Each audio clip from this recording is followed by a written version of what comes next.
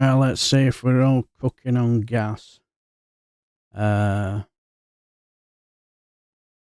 give me a quick minute. Put it like that.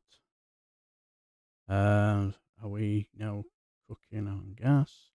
Just want to make sure everything's working perfectly. Give me a quick minute.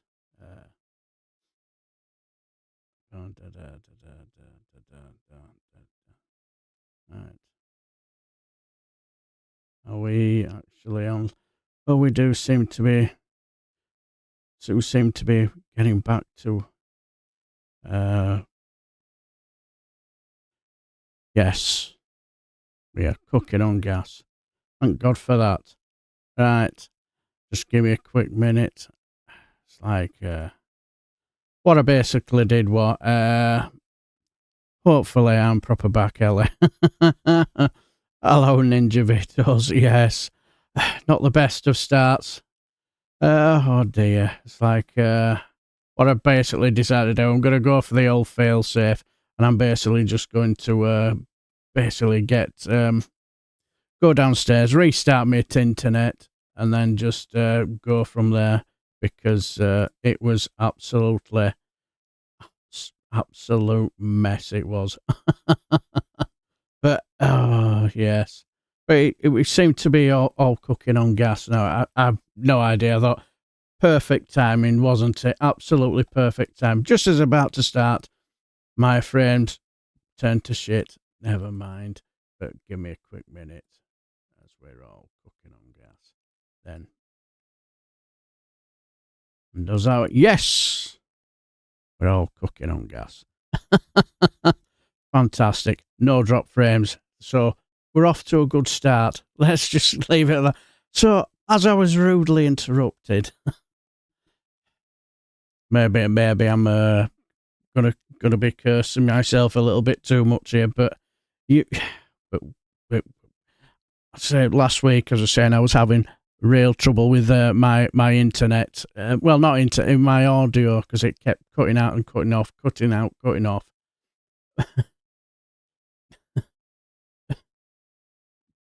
just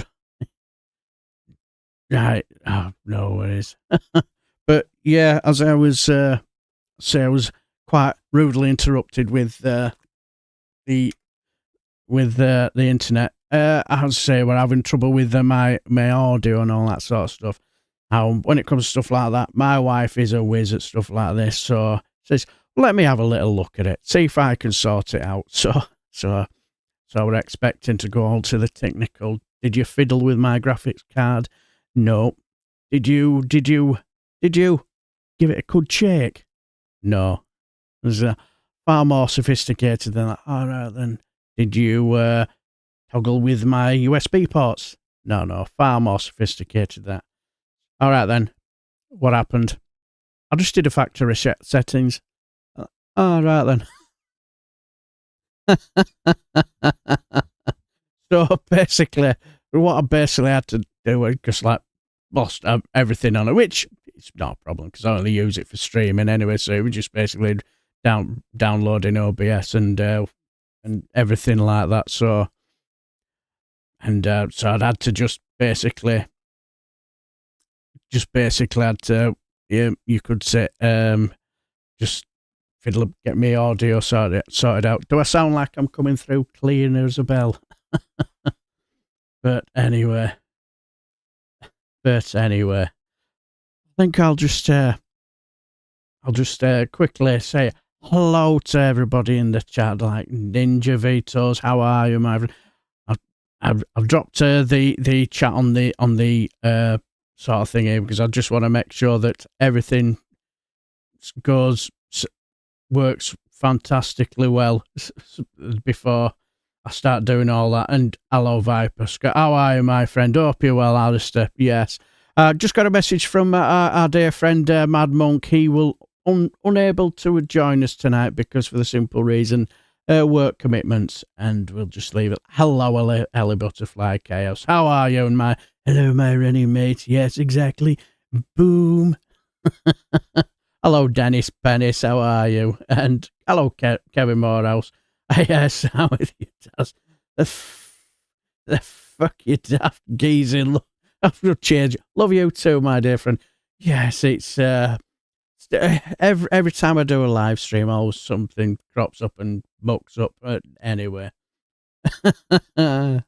but I'll say no drop frames, so we're doing all right. We're doing all right at the moment. Hello, Genie Bottle. I hope you're very, very well. Hello, Cumry. How are you? Yeah, if you're expecting me to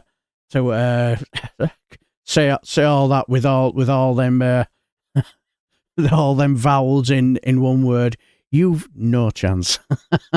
My Yorkshire tongue will not be able to go through that. No chance. But hello and much love to you from Rainy Cymru. Yes, been absolutely bucking it down here as well. Yes, certainly has.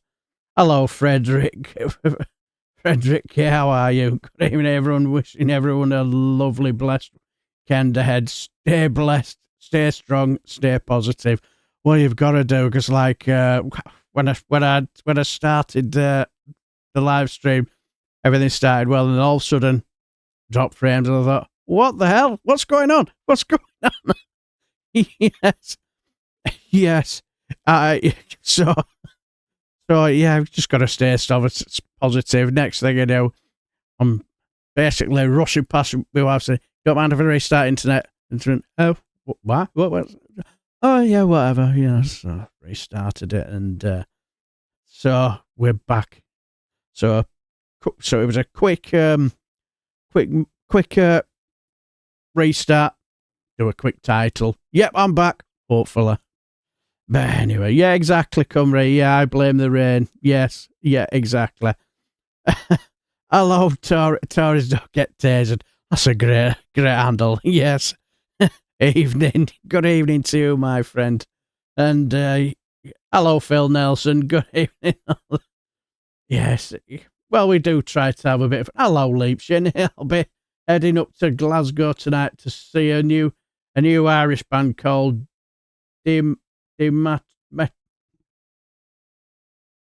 Matrona. Is that what?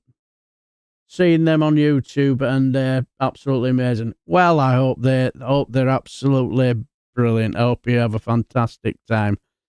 And yes, but like as I say, it's. But yes, big love and hugs to all the frolickers during this shit show. Yeah, hasn't been grand, has it? But yeah, that's what we're here to do. To spend a couple of hours. Hello, Steve Binning. Good evening to you, my friend. Well, if you just walked in, good evening, John Sullivan. Yes, wet and windy Tipperary. Yeah, all I would say is, if you just bumped in now, you've missed all the fun. Everything started. Had all good intentions, starting at the proper time. Got in. I'll just 5, 4, 3, 2, 1. Right, 5 o'clock. Boom. Hello, everybody. We're going wonderfully well, and then all of a sudden we drop frames, and it all just turned to shit. I knew about an hour before I was going to kick off. Shall I restart the internet? I thought, no, everything will be fine. What could possibly go wrong? But never mind. These things are here to test us out there. So, but good evening, everybody, and hope everybody. Yeah, exactly. Have a smashing time, Leapshin. I'm sure it'll be out. It's been ages since I've been to see a band. It's like up near where I live. There's a pub called the Brewery Tap. I've had some cracking bands in there, and yeah, I've had some good nights in there. And there was I remember me eldest, when he turned 18. He was into his rock music and all that, and they were doing all the rock bands. So I says, I'll tell you what I'll do, and because his birthday fell on a Friday, so I said, I'll tell you what I'll do. Me and you, I'll take you to Brewery Tap, and I'll go watch a rock band. You'll love it in there, and because he loves a rail ale as well. So they sell some good rail ales. Well, we all have our best intentions, well, we walked in and we thought, so we got in there early, about, I think it was possibly about 7:30, walked in, and band on the chalkboard was a band called Remember Hillards. And I thought, my God, now there's a blast from the past. Hillards, supermarket Hillards. And even then it didn't click. I thought, something maybe should, maybe something that might not be too. Well, it turned out they were a replacement band, last minute replacement band. They didn't look to see what type of music that they played. So this is a biker's pub, and this is a band that were playing Wham's Club Tropicana, and they were doing all the 80s outfit, you know, dressed up like Wham and all that. And I looked at my son. My son looked at me, and everybody, in, you know, all these rough bikers in there looking at each other, thinking, "What the fuck?"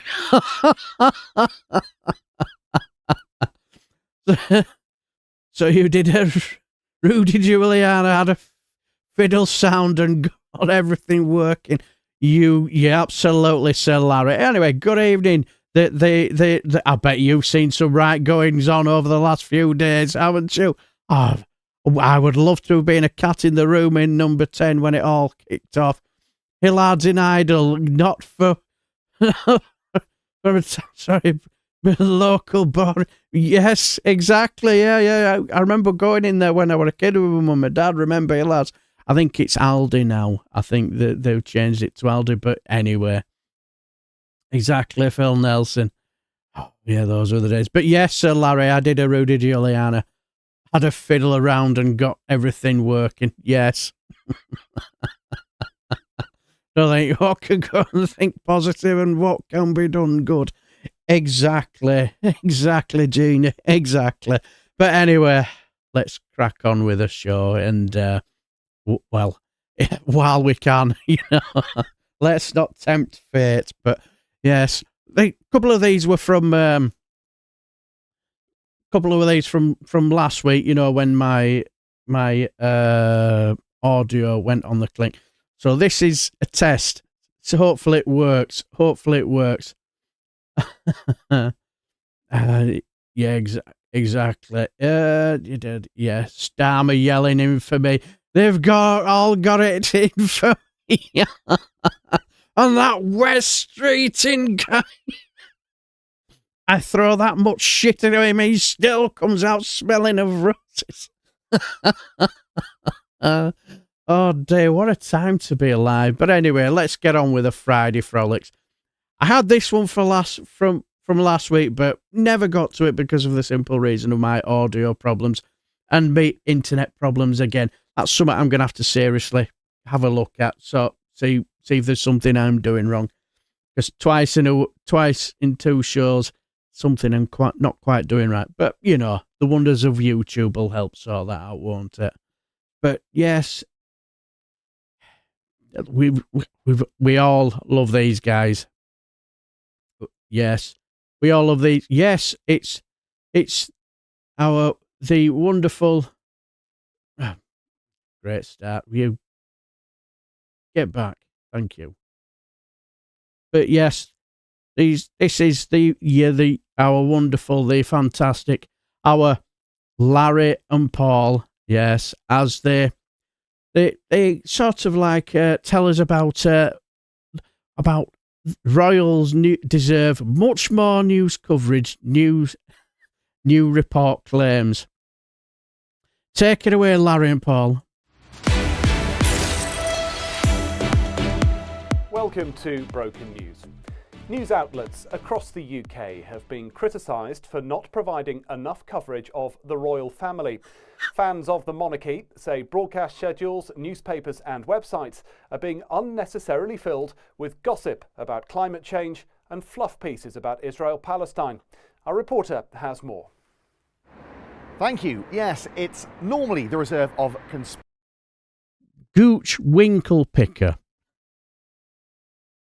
I love these names. Absolutely hilarious. Gooch Winkle Picker. Conspiracy theorists, but Broken News agrees that there are serious questions over why the mainstream media is giving so little coverage to the royal family. Before coming on air, I had a quick check. There were only 16 concurrent top stories on the BBC website, wall-to-wall coverage on Sky News, and a 24-hour cartoon documentary on GB News called King is Good, Nice White Man, Aren't Brown People Smelly? Don't worry about it, Graham Price. Don't worry about it. You've missed nothing. Believe me. You guys will have to tell. Well, I nearly said nearly you'll have to fill in Graham Price, but about what happened. But that sounded a bit misses. So you'll have to tell him what actually happened. So he's missed nothing. Don't worry about it. He's probably timed it right, but yes. Carry on, Gooch Winkle Picker. But it's clear that that amount of airtime is insufficient when you consider the importance of the monarchy. Broken News put these concerns to the BBC, which defended itself by crying, dribbling and pointing to its website, which currently only features the stories King Charles postpones public duties with a dedicated iPlayer feed, What is a King? An explainer by Ros Atkins, a detailed timeline of recent royal events going back to 1066 AD, Queen Camilla postpones public duties, a front page story. Princess Catherine postpones public duties with a live text feed. Prince William postpones public duties, a BBC exclusive. What is pegging? An explainer by Ros Atkins. Prince Edward postpones public duties with live updates. Who is Prince Edward? An explainer by Ros Atkins. Prince Harry flies somewhere for a bit with a flight tracker and updates on Meghan's clothing, why she's a total bitch. Prince Andrew not given any public duties, another BBC exclusive. What does sweaty nonce mean? What does sweaty nonce mean?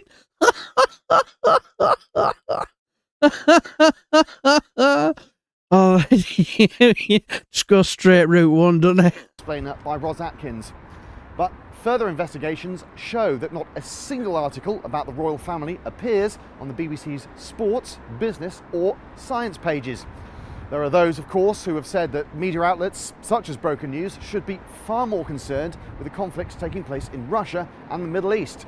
And yes, sorry, Gooch, to interrupt. We are, though, just hearing that there is more reaction to whatever royal story it is that we're talking about. This is a live feed of Buckingham Palace. That's happening now, Gooch. What can you tell us? Well, thank you. This is clearly a serious development, as we understand that the brother of the uncle of the auntie of the friend of the mother of the woman who once sat opposite Prince William at a restaurant in a ski resort in France in 1990 has released a statement saying that he thinks Meghan is a total bitch. So there is the palace where the king isn't at the moment.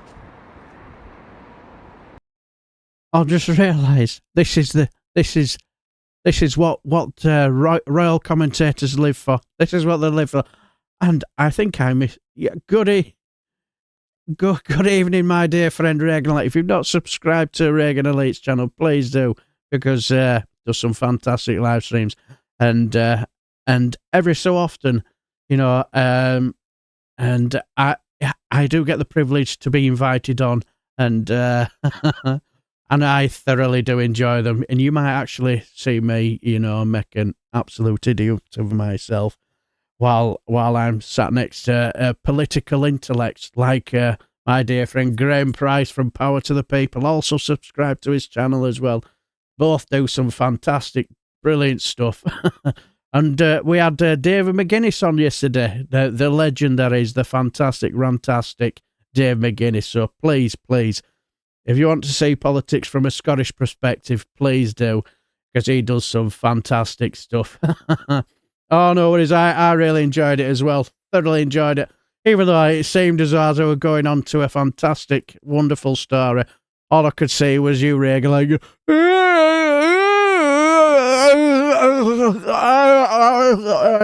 In other words, will you fucking hurry up, Darren, with your boring story? You're boring the pants off me. But hello. It was that RMTZ. Sorry, if I got that wrong, sorry, my pins are not the best. But yes, good evening, my friend. Hello, Dave McGuinness, the man, the legend that is, you know, the man of truth and sense, you know, and rational conversation. I was the one who was boring the pants off of poor Reagan. The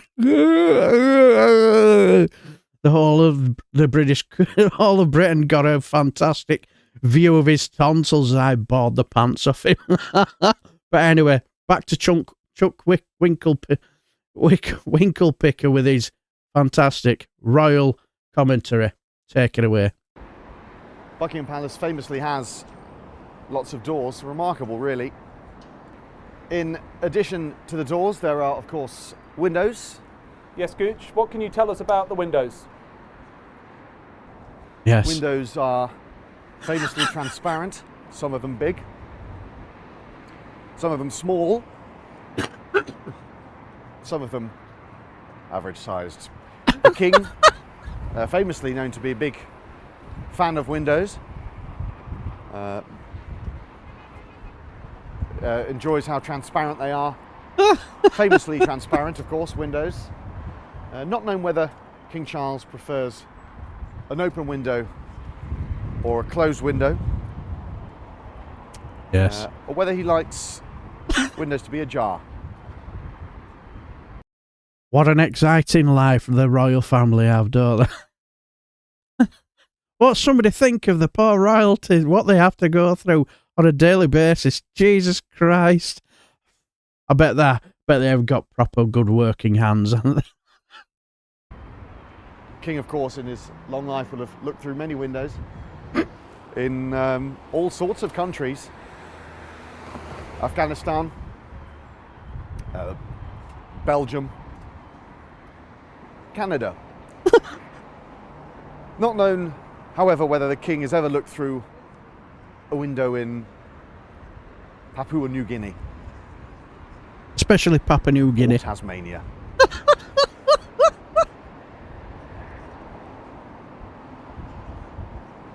Buckingham Palace, of course, built from stone, which is a measurement of weight, as well as being a material. King, of course, a very good weight. Yes. Very royal weight. And big fingers. Don't forget the fingers. Old sausage fingers himself. Big fingers. We'll bring you more as we get it, but for now, back to you. Thank you. What a lovely story. We'll have more on that story and none Yes, of the day's it's other all her stories fault. later. But for now, that's all from Broken News. You're up to date.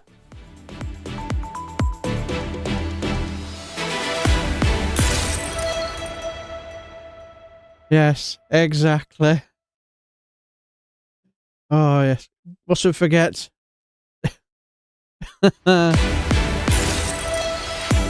Shut up. Oh, yes. Good evening, London Cheesehead. How are you?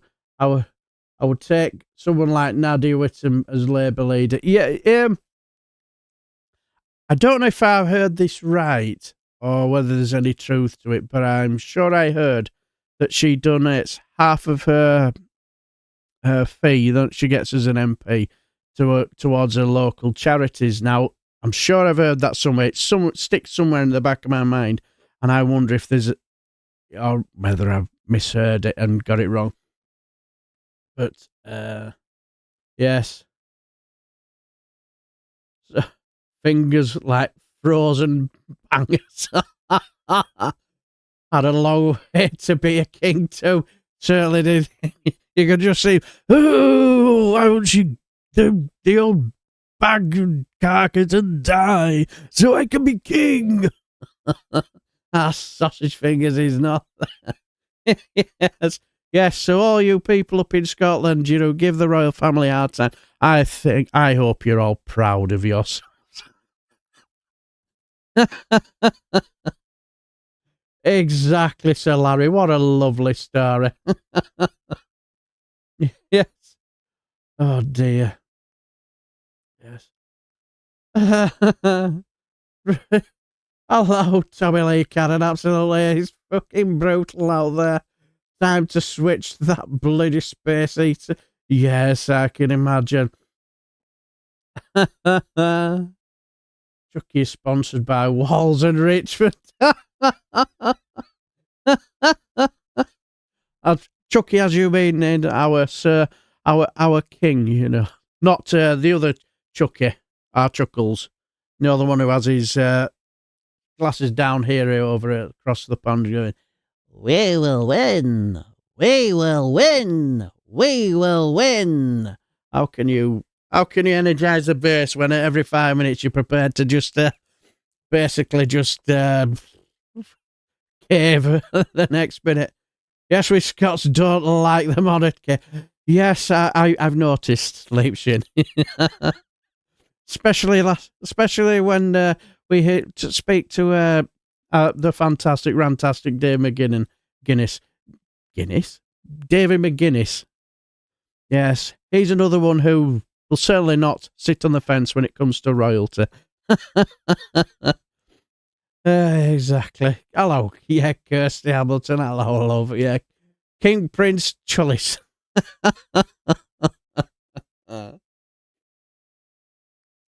But anyway, let's just crack on. Yes, I did save this for I was going to play this last week, but I was having so much trouble with my you could say my audio. It was doing my head in. But all I will say is that when it comes to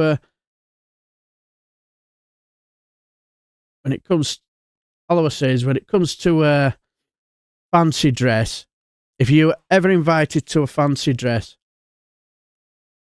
party, I would say never go dressed like this, because for the simple reason, you are asking for trouble. You are definitely asking for trouble. So,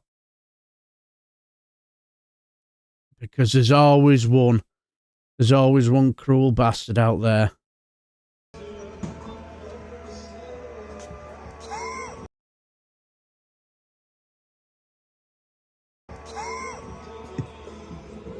Yes. Yes, you just... I knew you brought that! I fucking knew you brought that, you son of a bitch! You're asking for it, aren't you? You're just asking for trouble. Wearing one of them at a fancy dress Christmas party, especially.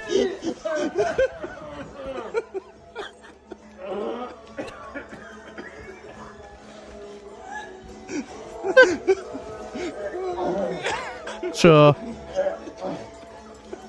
rotten bastard. The absolute rotten bastard. It must be toxic in there. But it feels like shoving your nose in one of Donald Trump's nappies after he soiled himself. Hey! I knew you brought that, you motherfucker! I had a feeling you would too! Oh, yes. So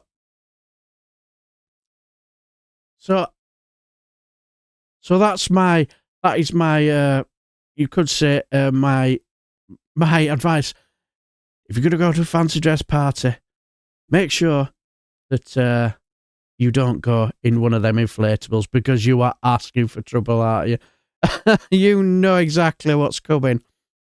And speaking of parties, yes, speaking of parties,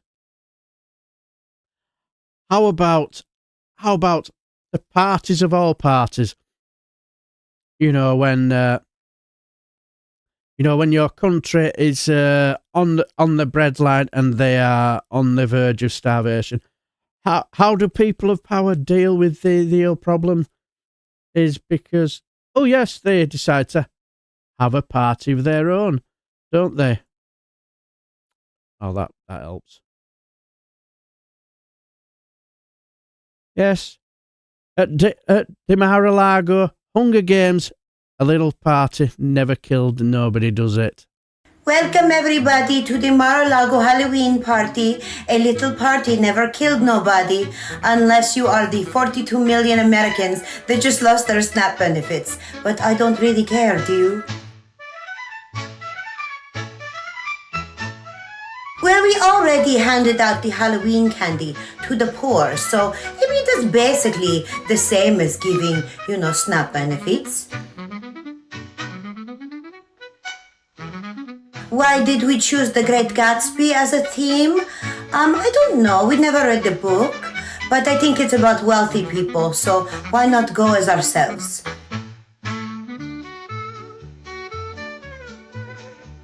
Okay, who here knows what the modern version of Let Them Eat Cake is? It's Let Them Eat Tariffs. But yeah, look at them. I think they just basically knew, well, what we'll do is we'll just wait till what we'll basically do is, hey up.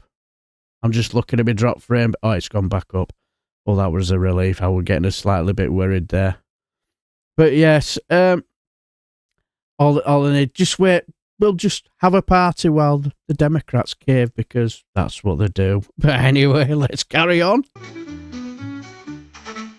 Yeah, the government is still shut down, but the bar here is open all night. I think the message that this sends to the American people is, look how rich and fun the Trumps are. It's either that or Hunger Games Palm Beach edition.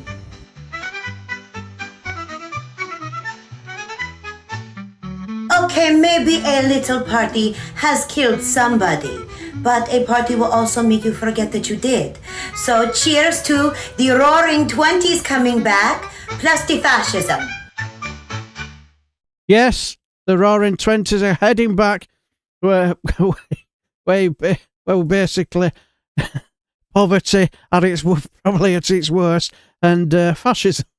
And hello, Skywalker. How are you, my friend? Hope you're very, very well.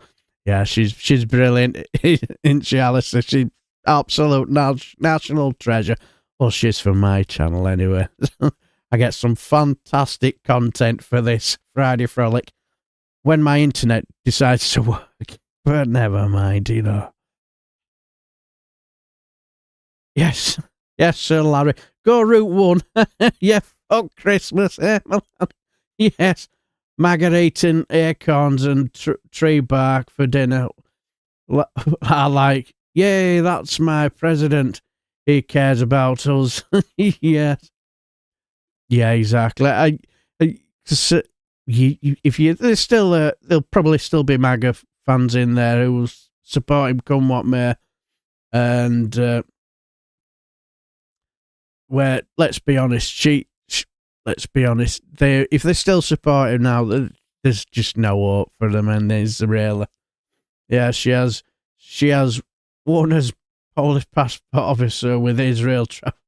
Yes, did anybody see that speech she did where Donny was just looking outside of a bored shitless? Will you hurry up? I'm bored. I want this to be about me. I was watching it on the Bin podcast. If you're not subscribed to Bin podcast, please do. They're absolutely brilliant. Mikey Farming and Tim Bristol, both absolutely brilliant. And if you love Nick Abbott, they do the same thing as him. They've got a soundboard as well. I'm thinking of investing in a bit of a soundboard because I think it'd be absolutely hilariously funny. But yeah, it's just couldn't make it up, while the country is burning.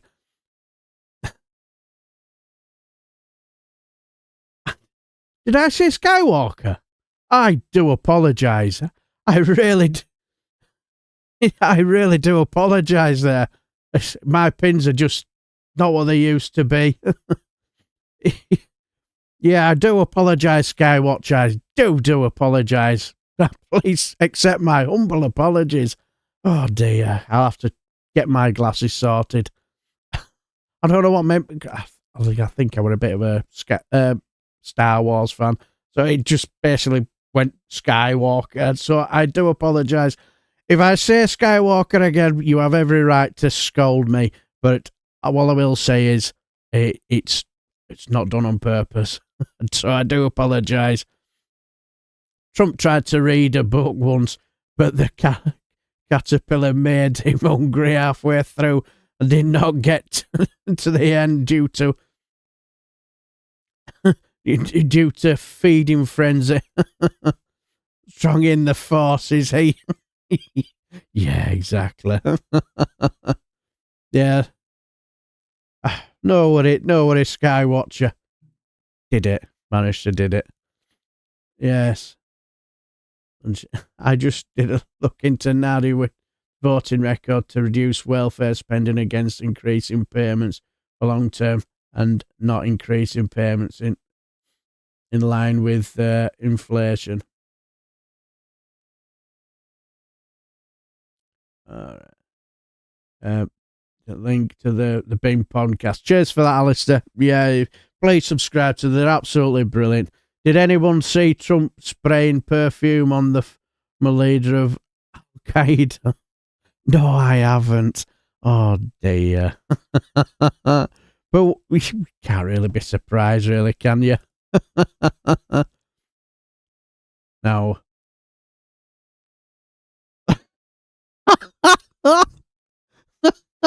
Sir Larry, Luke, No, Luke, I am your father. Sorry, I don't have the James Earl Jones voice. Rejected lines from Star Wars. Use the Force, Luke. I'm all out of loop. Oh dear.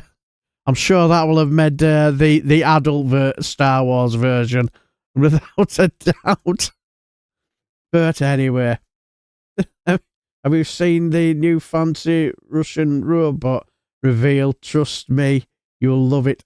I have. Is that the one where does a bit of drunk dancing? Does a bit of drunk dancing? I think I've seen. Yes, it looks hilarious. So if we go to war with their AI soldiers, I think we've nothing to worry about. Luke, I am your fathers. But anyway, here's something that a bit of you could say a bit of you saw a bit of cleansing, bit of something that's really quite nice. I don't know if anybody's ever seen this, but I think this is absolutely wonderful and beautiful, and certainly put a smile on my face. When it comes to it's like I think they must have been done this over Halloween, and what's the worst time to be in hospital for kids is to be in hospital over the festive seasons, be Easter or Halloween or stuff like that, or even Christmas. And especially if you're very, very unwell. And I saw this, and it's just really, really beautiful. Sir Larry, were you back in, you? You having me giggles? Luke, stop snogging your sister.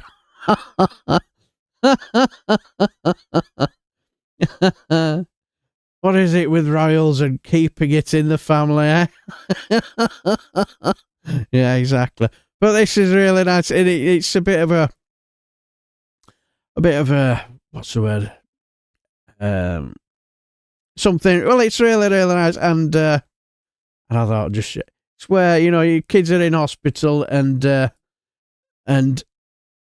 no better than when you see people go the extra mile, to put smiles on the face. These people dress up as superheroes, and you look at the kids' faces, just really nice. Look at them.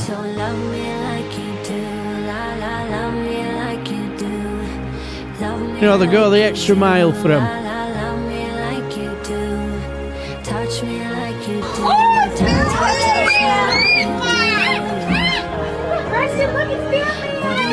Look at them. Fading in, fading out, on the edge of paradise. Every inch of your skin is a holy grail I've got.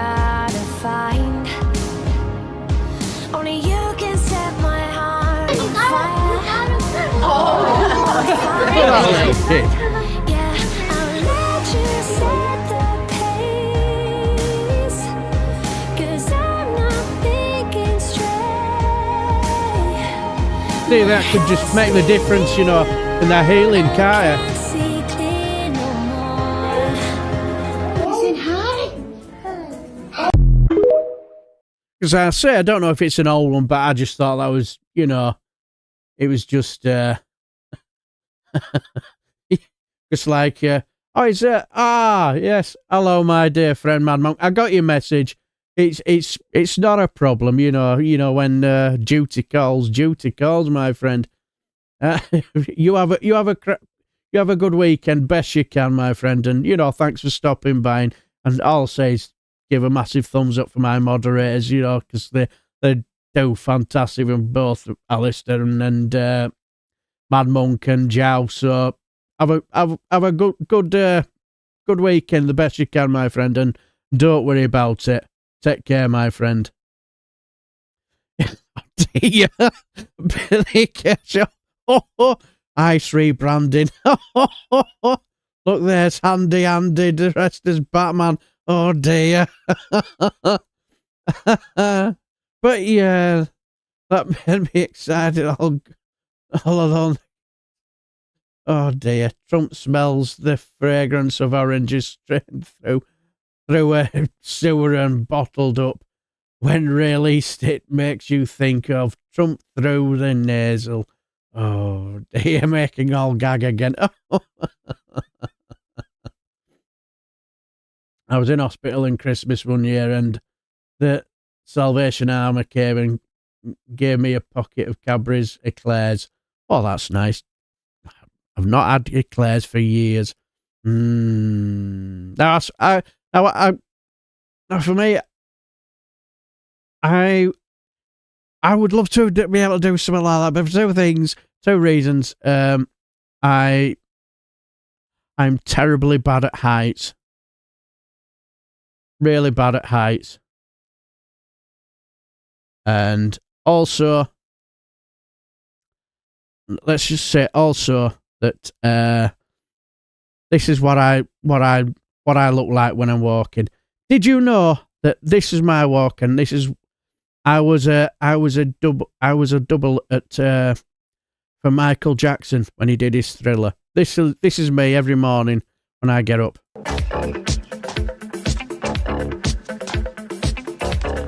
Yeah, that's me. Yes, look at that, the straight to me back. Yeah, that's me.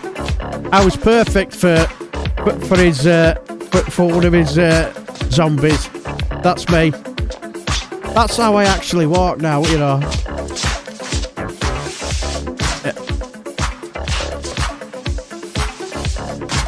Yeah, so that I said about, have you been filming me when I'm trying to get round the house? Yes. Yeah, exactly, camera. Yeah, that's me at 50. Oh.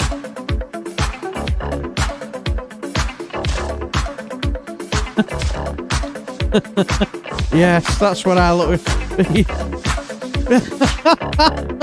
Exactly. Okay, yes. Yes, backslider. Yes, you're not wrong there. But yes. But that's for I don't know, proper struggle now. Chocolate covered raisins, the only raisin I do Christmas. Yeah, I do like it. I'm more of a white chocolate fan.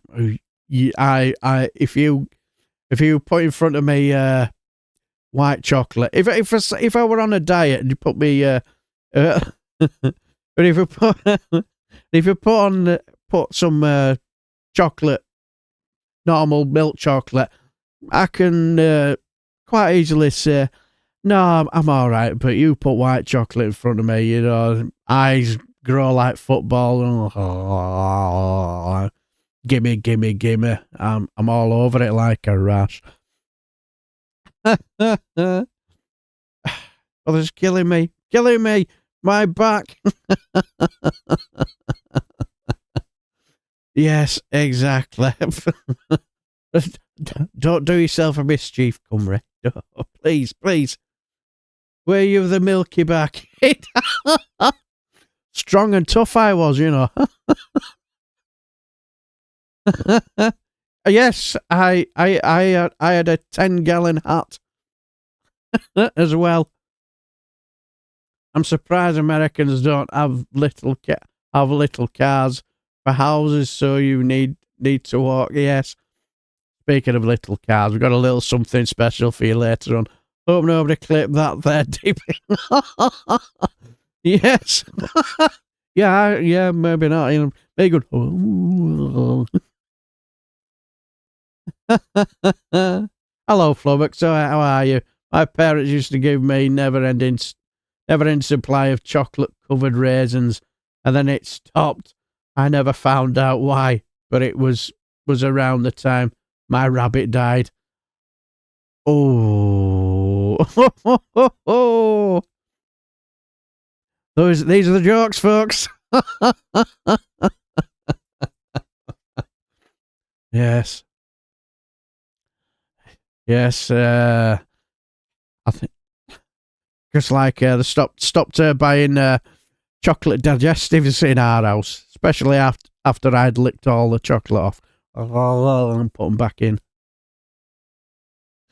Yes, those are the jokes, folks. But anyway, I had this for last week. But as I say, with all the problems I had with my internet and my audio last week, which I have to say, up to this point, not problems, not a problem. Continues like this. Rappaport with my report. David Rappaport. Yes. I remember Time Bandits as well, yes. Does anyone remember Pink Panther bars? Pink chocolate? I do, Steve Binning. I certainly do. Hello, Gordon. How are you? Gordon behaved. The Milky Bar Kid was strong and tough. Only the best was good enough. Yes, I enjoyed a lovely Milky Bar.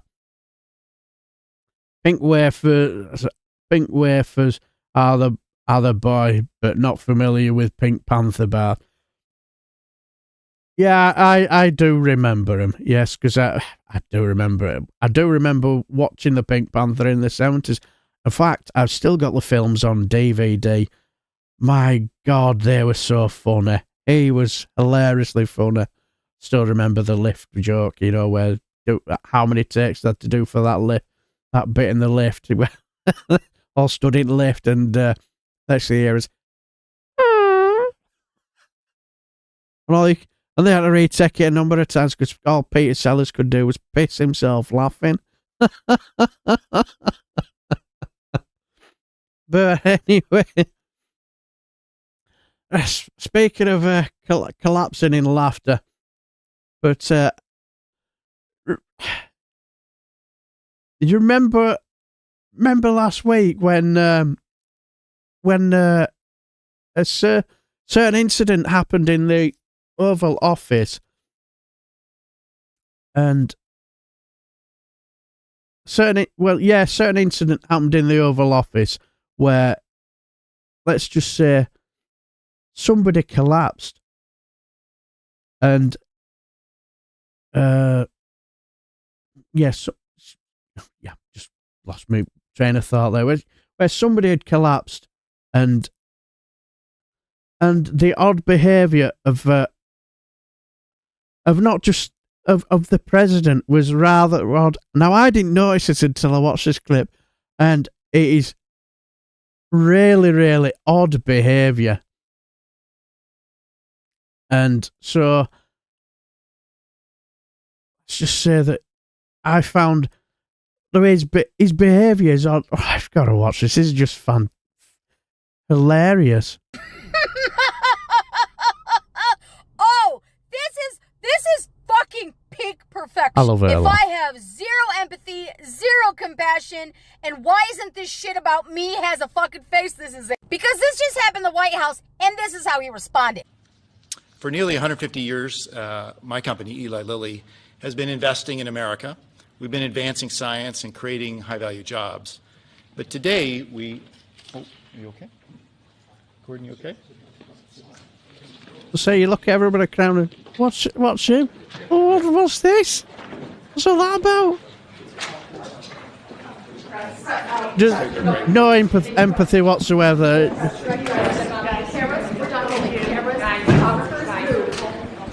He doesn't know what to do. The man that's on the ground right there, that's Gordon Findlay. He is from Novo Nordisk, where they were talking about GLP-1 medication, and he passed out. Gordon Findlay just took a fucking header, and Trump's first reaction was this: to stand there like a fucking asshole, not offer any help, and wonder who's gonna give me my next Diet Coke? Are we gonna invade Venezuela soon? Did we blow up another boat in Argentina? Are the Democrats gonna open the government because it's totally on them? Because I totally have concepts of a health plan? No.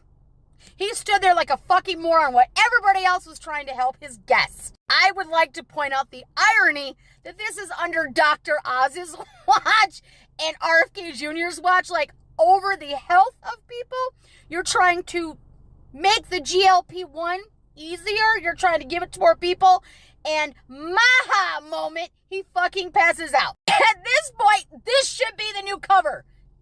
Time for my nap. This motherfucker doesn't care about anyone. No, he this don't. Is somebody in his office, and this is how he responds. Oh, well, sucks. So when you think he cares about you, MAGA, no the fuck he doesn't. He doesn't give a fucking shit about you. This is how he treats somebody who has money, who has leverage, who works for a pharmaceutical company, and he stands there like Donnie dipshit. Time for my nap. But yeah, just couldn't say any better. If you're MAGA and you think this guy is your savior, this is, as she said, this is a man who's got power and leverage, and he just stood there like a complete melon, didn't he? You just think, my God, you're that. If ever there was a little boy in there that ever was dying for a hug from his mum and dad, that was it. That was conclusive proof that you could tell there's a man who had zero love and attention and empathy growing up as a kid. It was just right there. It just stands there. Anybody else? It reminds me of a story when I used to work for Bradford Council. There were a guy. I can't remember his name now. I spoke of him and spoke to him odd times here and there, but I didn't know him that well. And I think it was dinner time. I went down to my wagon, got him and set off. And as I'm going up the yard, this guy, he was clearly having an epileptic fit, and he was right in the middle of the whole yard, and I have to say at the time after I got really narked because people just walking by. He was a bit of an alcoholic, and so as I'm driving, I can see him having a fit. People just practically stepping over him. So I just stopped my van and I just left it there, and I jumped out and I just basically just made sure that got him onto his side so he didn't swallow his tongue. And I'm sat there thinking, don't you all care? And some people say, oh, well, it was right okay anyway. So as soon as I got him on his side, I rung an ambulance, and ambulance came in, this and that and the other. And then when he'd come round, I got him some water and, sort of like sorted him out. And then when the ambulance came, he jumped in and he said, thanks for everything you've done there. And, yeah, no worries. The poor lad had actually, during his fit, had pissed himself.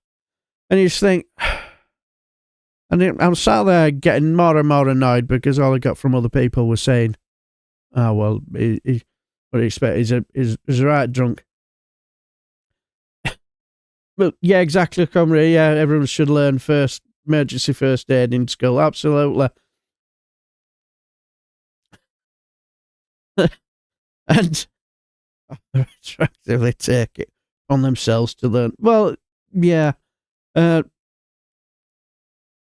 But yeah, he's just stood there. There's no empathy whatsoever.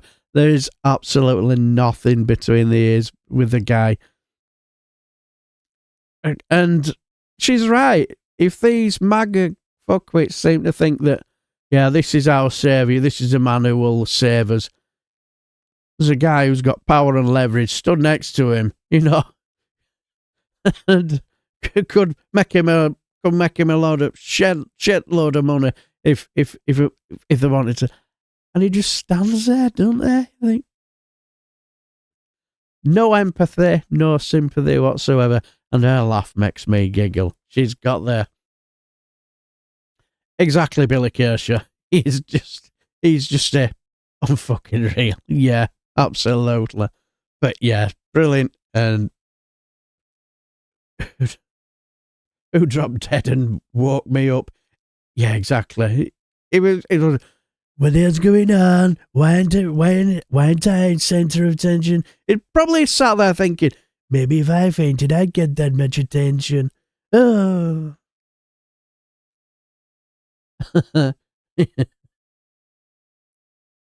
Yeah, Bill Nuss. Yeah, because like we're living in a world where hate seems to sell, doesn't it? You know, you look at the Daily Express, usually the headline, Fury as Keir Starmer's combed his hair the wrong way or something.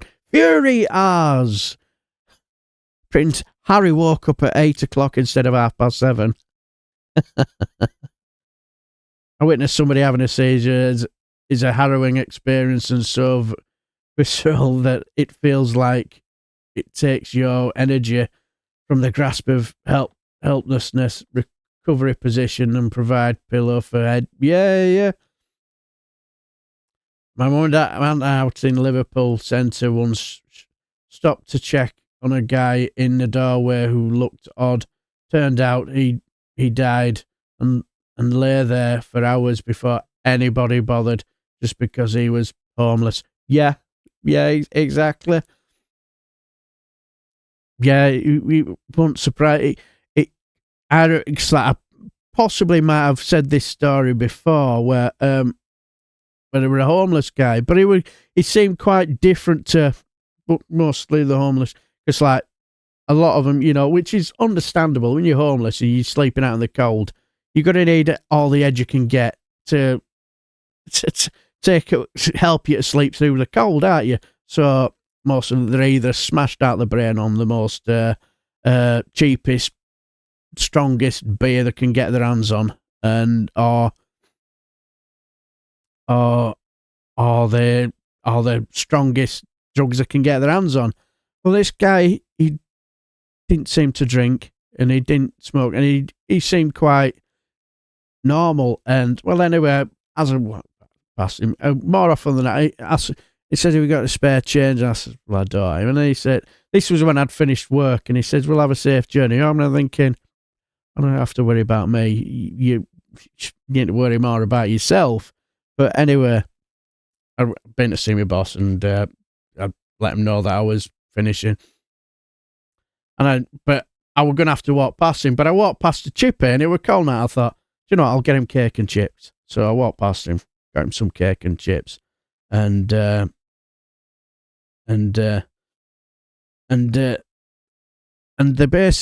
basically said, "Oh, thank you." And he said, "Oh, really, really." The next day he saw me and he says, "Thank you for that fish. It was lovely." He said, "I was really hungry and I really needed that." And, you know, simple acts of kindness, you know, helps make the world go round, I suppose, doesn't it? Like I say, them people dressing up, going the extra mile to make them kids' day in that hospital, you know, as they're going through the festive spirits. But yeah, there's no empathy with this guy. And all I will say is there is definitely no empathy with this guy either. Yes, we'll all recognize this guy. He lives in Portsmouth. Yes, it's the one, the only Colin from Portsmouth. What's he got his beef in a bonnet about? Colin from Portsmouth is on the line. Hello, Colin. I am disgusted, Anthony. Absolutely disgusted. Yeah. I know we're not supposed to speculate, But you're going to speculate. You're going to do some good speculating, aren't you, Colin? But too bloody right I am. It was the migrants, obviously. It was the migrant. What was the migrants, Colin? I've missed this. What are you speculating about here? What's happened? Well, nothing. I'm just practising for when the next thing kicks off, and it is all the fault of the migrants. You're practising for future events. Hang on. Exactly. What if this future outrage is not the fault of the migrants, though, Colin? What then? It's always the fault of the migrants, even when it isn't.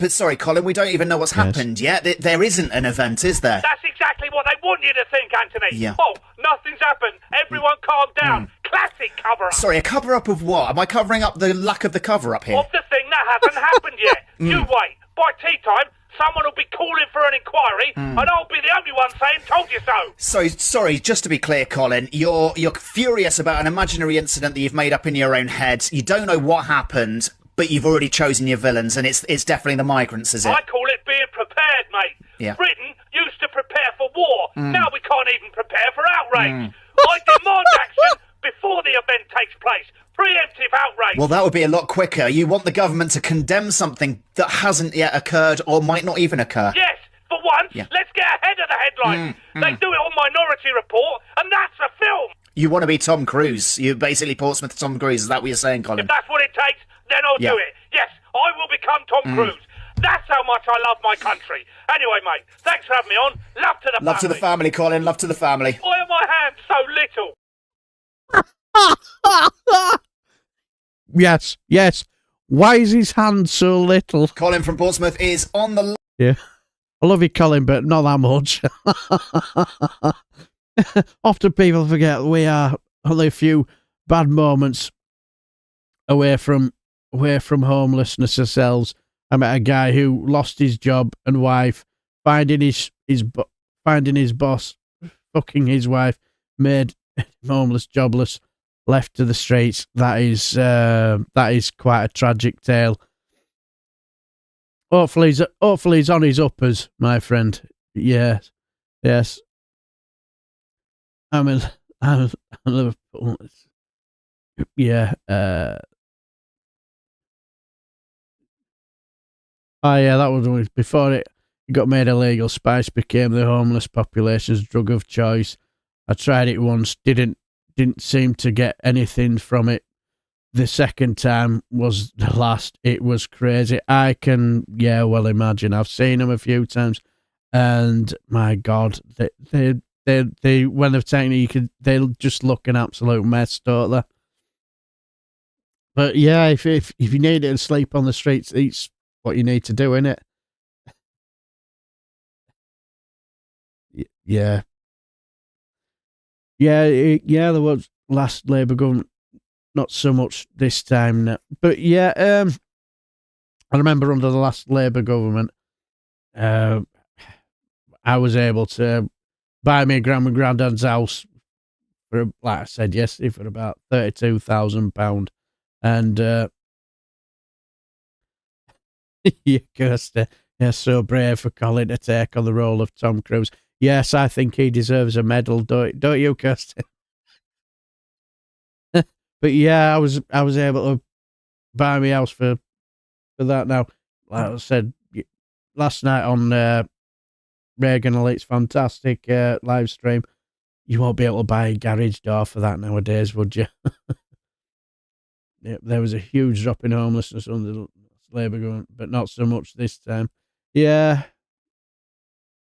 I was listening to a clip of LBC the other day, and I could have sworn it was Colin from Portsmouth, but it was a sincere and honest person who was the living embodiment of Colin, but a real angry gammon. Yeah, I can well imagine. Yeah. Speaking of another angry gammon, speaking of another real angry gammon, has anybody seen what's been happening here? There's like, I'll maybe go back, but has anybody seen, because this is pure comedy gold, what it is, somebody called GT decided on the off chance, you know, sometimes you have that really, you have that moment of flash of genius, and you decide who's ready for a Tommy Robinson face swap trend, and let's just say it proper kicked off, didn't it? So I say clearly yes, they did vote, and that was unanimous. So they decided, let's tuck in bit route one there. Yes. The Epstein, Tommy, and Maxwell, Tommy. This is one of my personal. It's spelt Robinson, but it's pronounced Yaxley Lennon. But to be honest, to be fair, it's a bit of a sad statement, and they're using the face of a lovely woman. Let's be honest. I remember reading one of her message about in the 90s, and it wasn't that long ago when she passed away, but that made me chuckle. Yes. Yes. Timmy's and 20 times his 10 names. Yes. Yes. These are just some hilarious. Tommy, I've seen a few cracking funny ones of these in the last few days. Yeah. Oh, yeah. These are just hilarious. How about Tommy yes. Tommy. Well, yeah, Tommy Tubbies. That's the word I was trying to. Tommy Tubbies. Hello, Sunday Cuddle. There was a stirring in the sleeper suburbs that turned into a rumbling, and it was an Aki's stomach, but the news was leaking out that work had begun in the last episode of Sunday Cuddle. Yes, then there's... I forgot the name of this character, but I think when he from Liverpool and then he moved to Leeds, he had a bit of a shady past, but I've forgotten his name. But that's but he look at me. He does have that little look on his face. And how about Oompa Loompa Doopa Dee Doo Tommy? 10 names is coming for you. I want to be funny if one of them original Oompa Loompas stood up next to our little Tommy 10 names, you know, looked down and I went, all right, small fry, how are you doing? I totally agree, Cymru, yes. Aki's is an absolute legend. Yes, I remember when I was heading off to Edinburgh with me and my wife, and him and the fantastic, rantastic Dave McGuinness were doing their little bit of planning to ambush me in Edinburgh. Aki's is asking me on WhatsApp, can you, where are you now? Oh, I'm so-and-so street. Oh, if you head this way, you'll see so-and-so. Yes, Tango, Tommy, yes. And he's there saying, you'll see this statue and that statue. All right, yeah. Little did I know that Aki's and Dave McGuinness were ambushing me. To be fair, me and my wife, we had a cracking day with Dave and his beloved. Absolutely fantastic day. And could I get him to allow us to buy him a beer? Not a chance. Says, no, you're in my country. I'm your host. And he bought me a gorgeous pint of McEwen's. Mwah! Beautiful. But yes. How about him as a weatherman? Yes, the weatherman. Some of these are just absolute. I think that's a bit near the knuckle, but you know.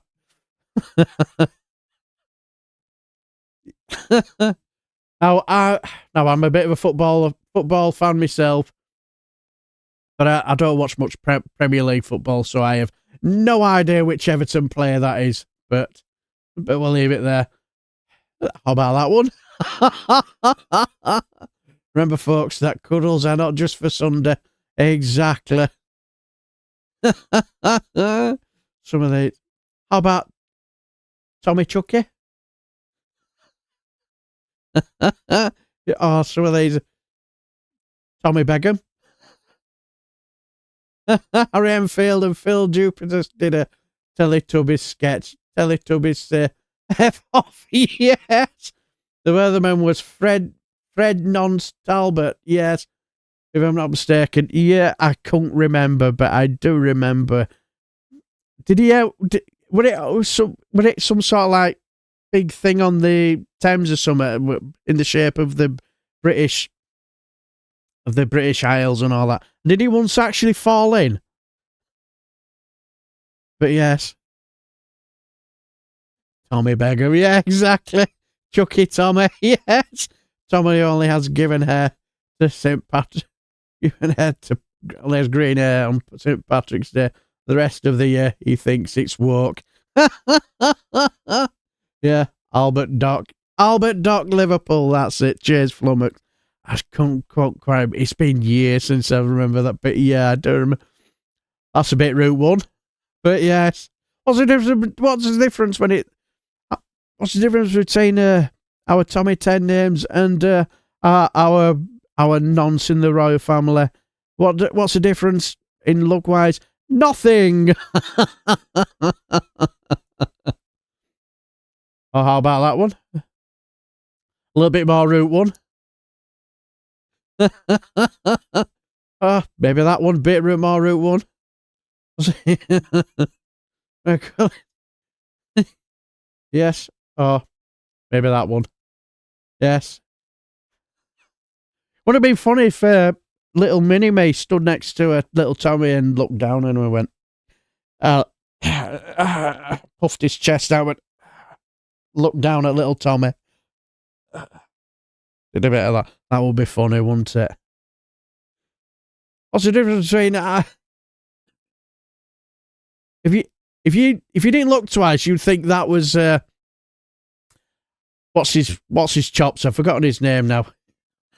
But yeah, he has a very good likeness, doesn't he? Wesley looks like Chuckle or a bottle of gear. Yes, I love that. Tommy's a pizza.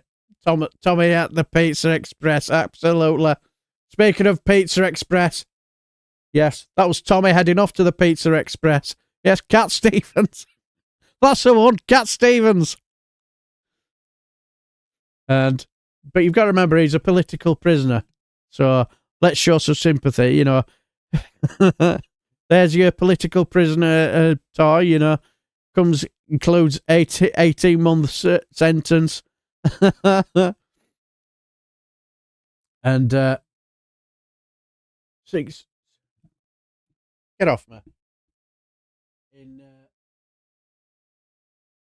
Oh yeah, comes into all that money in donations for nose candy.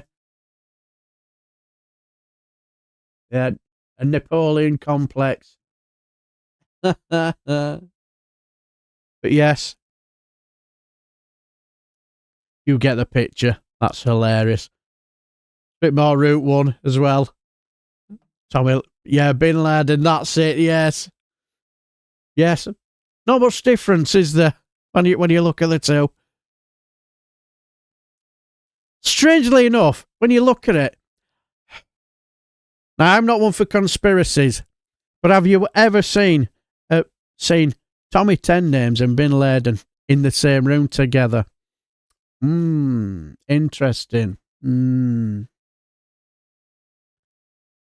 I don't think we have we?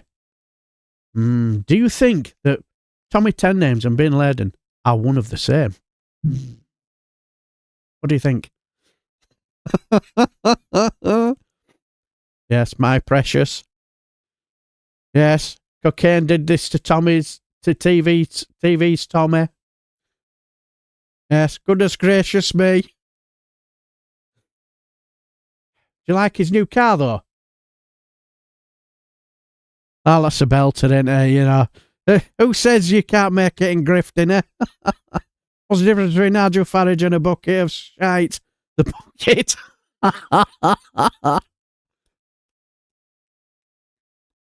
Boom.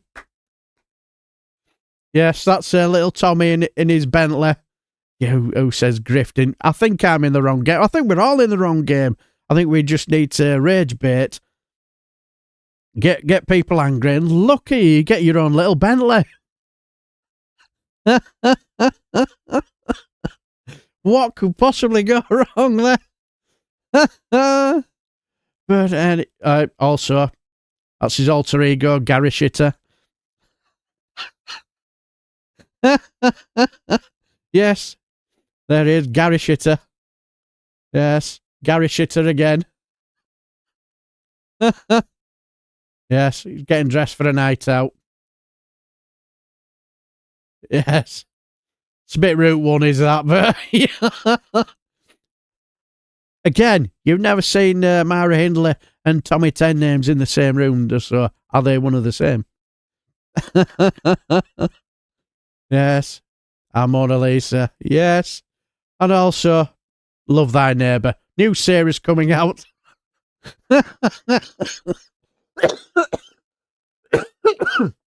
Oh, broken me. Absolutely. So that Tommy nationalist with an Irish passport that lives in Spain. The very same Jow. Hello, my friend. I do hope you are very, very well. Oh, hope you well. If you're not subscribed to Jow's channel, please do. Because does some fantastic stuff. And big thumbs up for my moderators. Be it Jow, be it Alistair, and be it Mad Monk. Couldn't do this without you guys. But yes, that's going to be his new grift. He's going to be in a new. It's going to be in a new series of Love Thy Neighbour. And when you turn around, all I will say is, I know what it is, my friend. Also, have you noticed, whenever you go to the zoo and you see the baboons, you've never seen the back of a baboon's butt in the same room as Tommy Ten Names, have you? So, yes. So, every time I see a baboon turn around, I know full well. All I will see is Tommy Ten Names' face. That's a bit. Yes, there's not much difference between Space Karen's dad and Tommy Ten Names' face. So, you know, not one for making conspiracies, but I'd love to be. I don't. Is the young lady who played Jimmy Cranky still alive? I can't quite remember. But I'd love to see her go up to the side of Tommy Ten Names. Hey, wee Tommy. I'm not going to do the Scottish accent. Wee Tommy. How's the weather down there for you?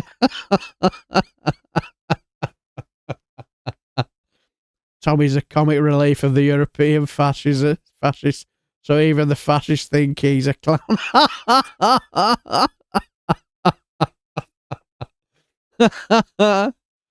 Yes, Tommy Cranky. Yes.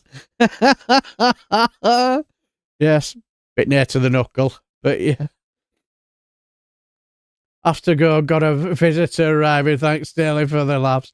Yeah, you know what it is, Kirsty. You take care. Have a fantastic weekend. And thanks for stopping by and take care, my friend. But yes, Tommy Corcoran. Yes. Again, you've not seen them two in the same room, have you? So I'm wondering, are they one of the same? I prefer Joe 90. Yes. Oh, my dear. On his Bud Light.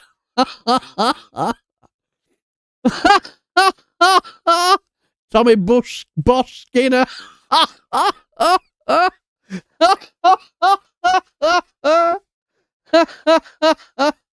Oh dear. Oh dear.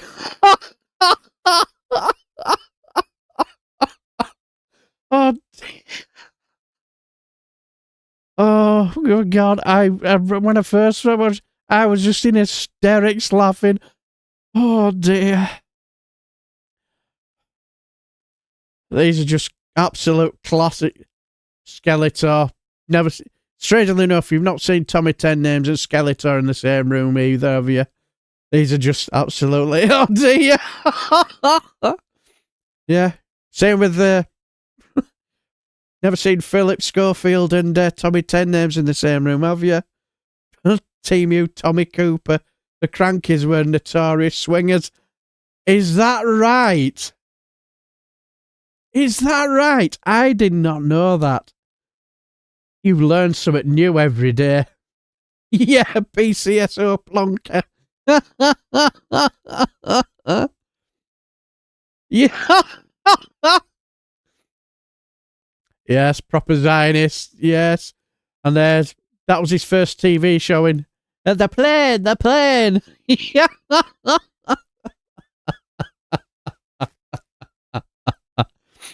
Yes, there's little Tommy. And yep, she's still alive, but had a bad fall, fractured skull, and 29. Oh dear. Well, I hope she's recovering very well. Oh, Joe 89 and 70. Yes, exactly. That's right. Spoil my holiday.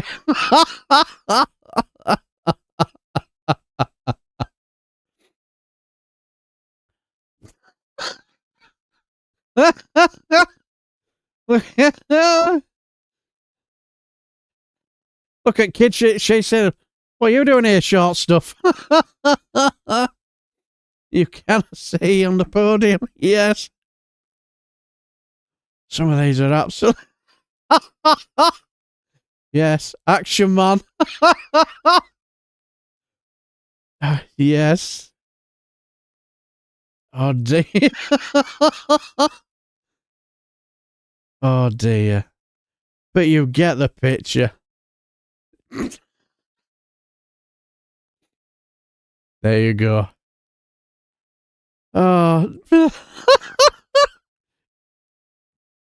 Some of these are just absolutely brilliant. But anyway, you get the picture, don't you? But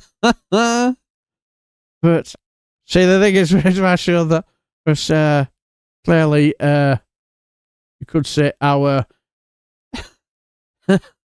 the inevitable GB news. Since Ginger Tom did a face swap on Tommy, they've been appearing all over. Whoever did this needs to be told they're sick.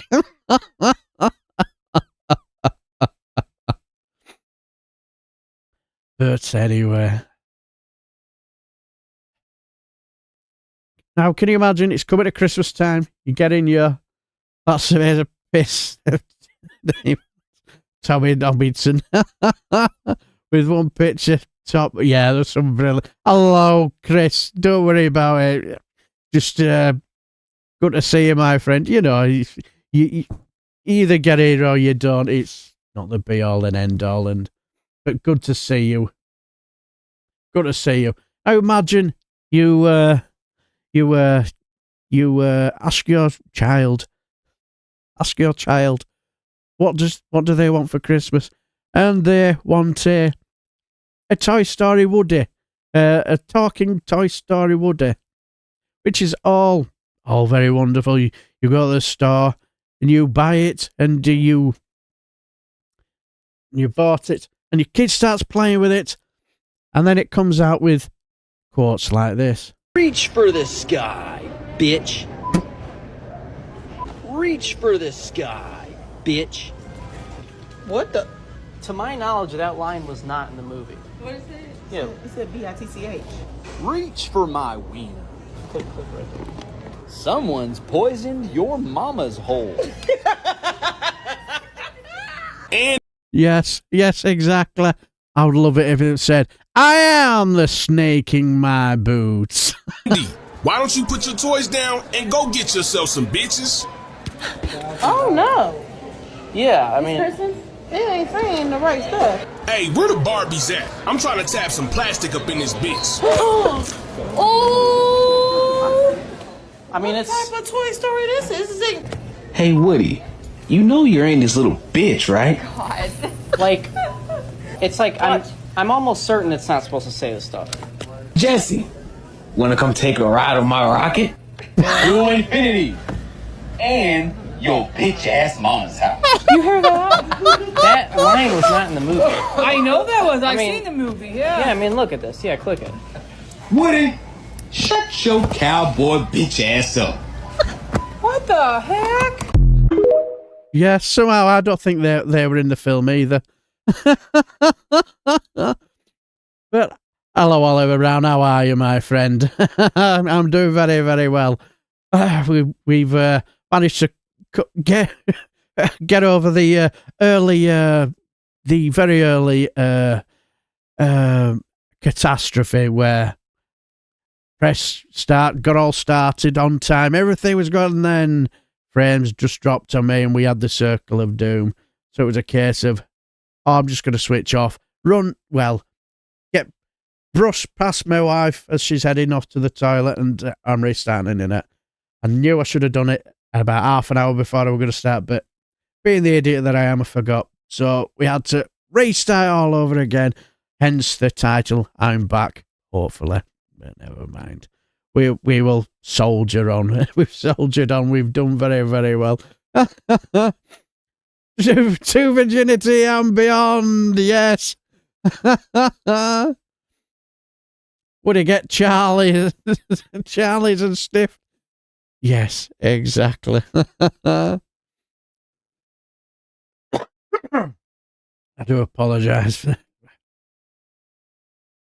Toy Story, she asked while Tommy removed the Buzz and Woody were always perhaps a bit questionable as names for children. Yeah, exactly. Yes.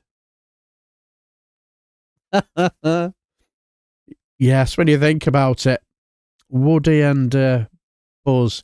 Yes, I think somebody has been trolling us. If you're having chuckles, tickle that like. Yes, I suppose I should do it as well. Given I've been having plenty of chuckles laughing at our Tommy 10 names. But anyway, let's crack on. I don't know if we're having any people from Ireland in the chat, but a couple of days ago, from what I can gather, a certain president had retired from what I could gather. Oh, don't worry about it, my lovely daughter. Don't worry. Oh, you missed all the action. I started off at good timing at 5 o'clock, and then my internet died on me, and then we had to start all over again. So I won't worry about it. But you did miss the highlight of the show of us laughing at all face alterations of Tommy 10 names. They were just hilariously funny. I'm surprised my giggling and laughing away didn't wake you up, but don't worry about it. At least you're here for at least the probably last half an hour-ish. Half Irish mum was delighted. Naldo cried.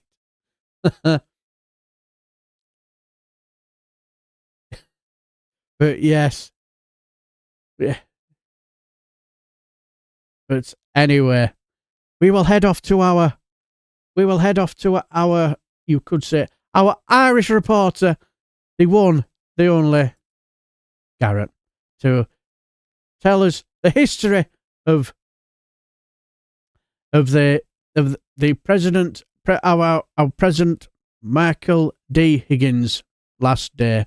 Take it away, Garrett. The Irish people are feeling a bit emotional today. It's our President Michael D. Higgins' last day after 14 years as president. I just wanted to go through some photos and reminisce on the good times. For instance, this is Michael D. as a young man. I believe he's 14 in this picture. Here he is with the English, very brave. Even though he was a small man, he was willing to meet even the most dangerous people. He always brought his lovely dog. I believe in this picture he's trying to stop the English from consuming the dog, as is their custom. Here he is at Christmas, and of course the lovely big dogs again. I know what you're thinking. Dogs would make any president look cute. This is not true. Here's Vladimir Putin with his dog. As you can see, neither of them are happy with this arrangement. Michael D, have a nice sit down for yourself. You've earned it. Thank you for your years of service. You've represented us well as a spokesperson, a scholar, and an absolute fucking legend. Stay delicious. The Irish people yes, are feeling... exactly. Yes. Have a happy retirement, Michael D. Higgins, and also have a lovely weekend, Lost Missionary, and thanks for stopping by. And you too, take care, and hopefully see you soon. I was in a social group on a Friday and did a session literally about plushies. You can't argue with that, can you, really? Clearly these plushies are very, very energy sapping because it didn't take you long. It was either that or the incredibly fluffy pita breads that I made for our curries. Because I must admit, when I flattened my toe, I was absolutely... My gut were properly out here.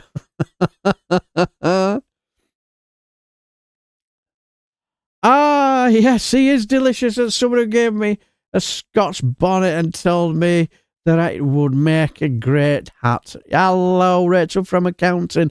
Are you feeling the pressure knowing that the budget is coming up soon? And also, is your boss feeling the pressure as well, knowing that West Street and so close up his backside, you could say. Hello, cousin. Don't take don't worry about it. I'm glad you enjoyed them, my love. I'm glad you enjoyed them because I have to say I would say I was quite impressed with the pita breads that I made today. They were absolutely gorgeous.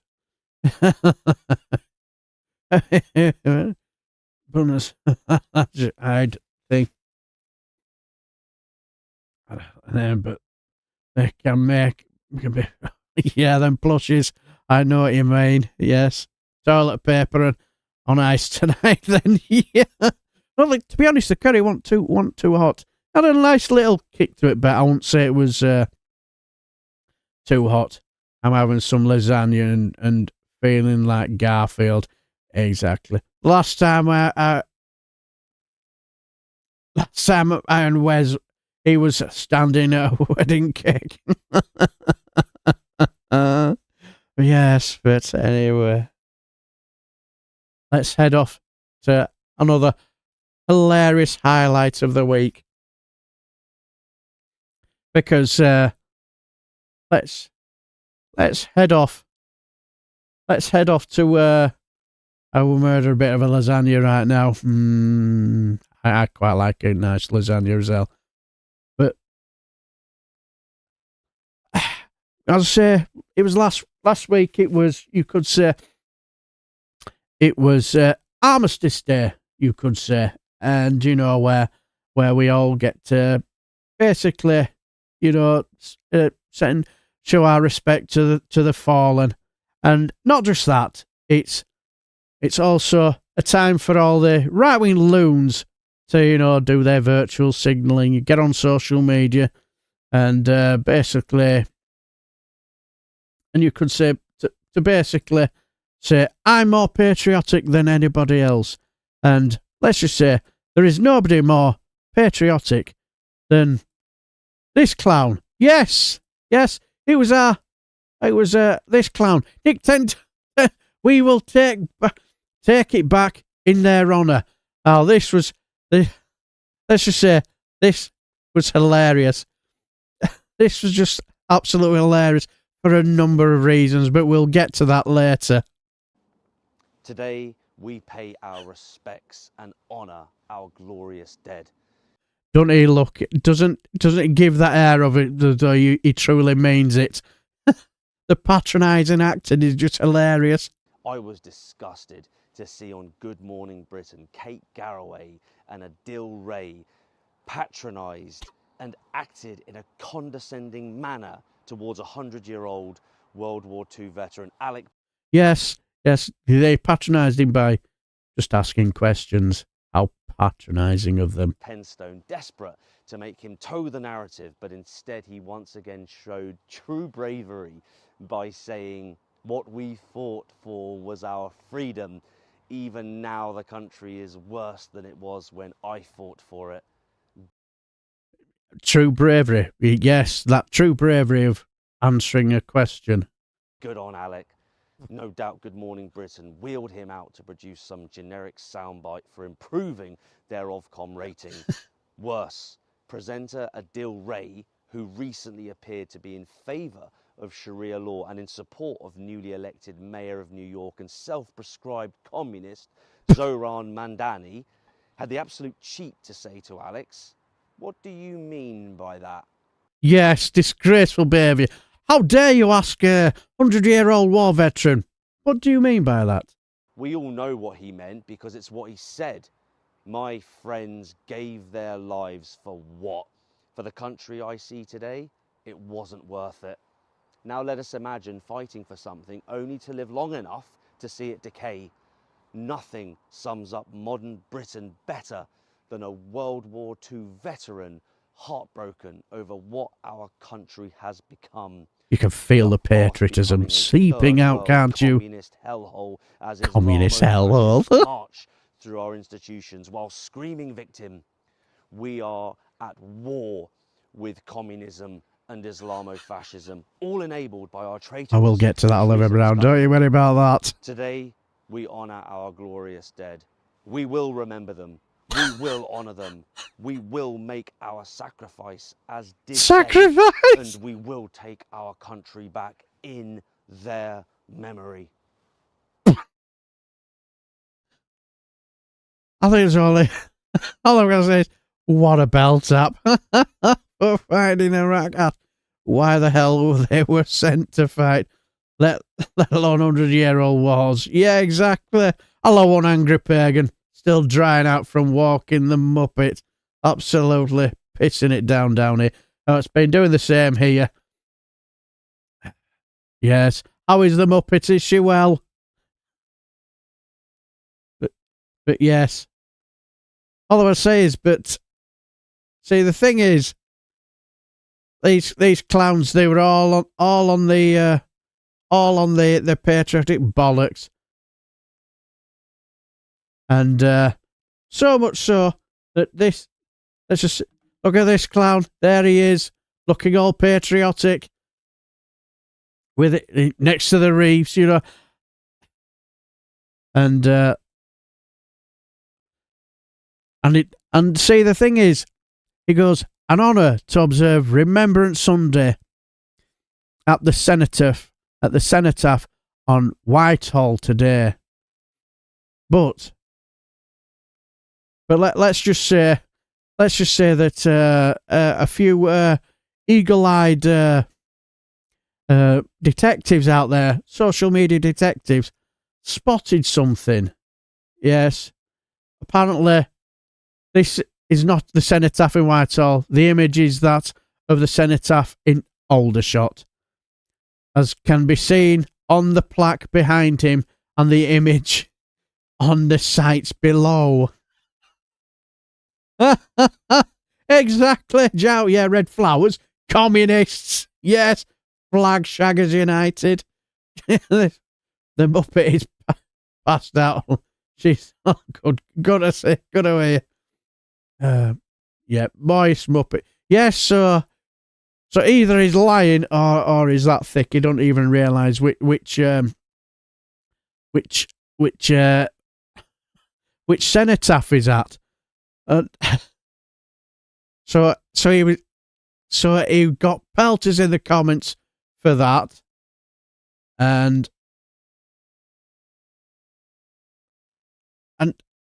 there he was doing all his all his usual nonsense.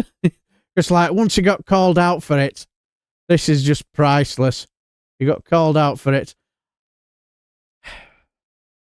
What we could do is, you know, the national anthem blaring out. It's a shame I don't have it on.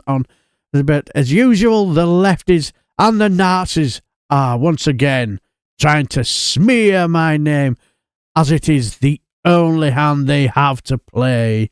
It's disgusting how they will attempt to hijack even solemn occasions to pull focus onto me, lying and deceiving as they go. I observed Remembrance Sunday at the Cenotaph on Whitehall, precisely as I said. However, unlike most politicians, I'm not obsessed with making remembrance about myself. So I didn't take a million selfies. Yeah, not much. Just had to make a video about it.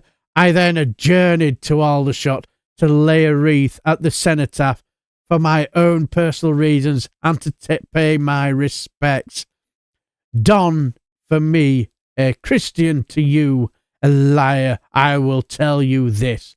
The sin of calumny is a direct path to hell. I pray you and your lying lefty and Nazi kin amend your ways before it's too late. Yes. Well, I see, the thing is for me, I couldn't resist. So I picked that up. But beep, beep, beep. This vehicle is reversing. Beep, beep, beep. This vehicle is reversing. Sorry, I just couldn't resist. But anyway, the coup de grace has to be this one. If it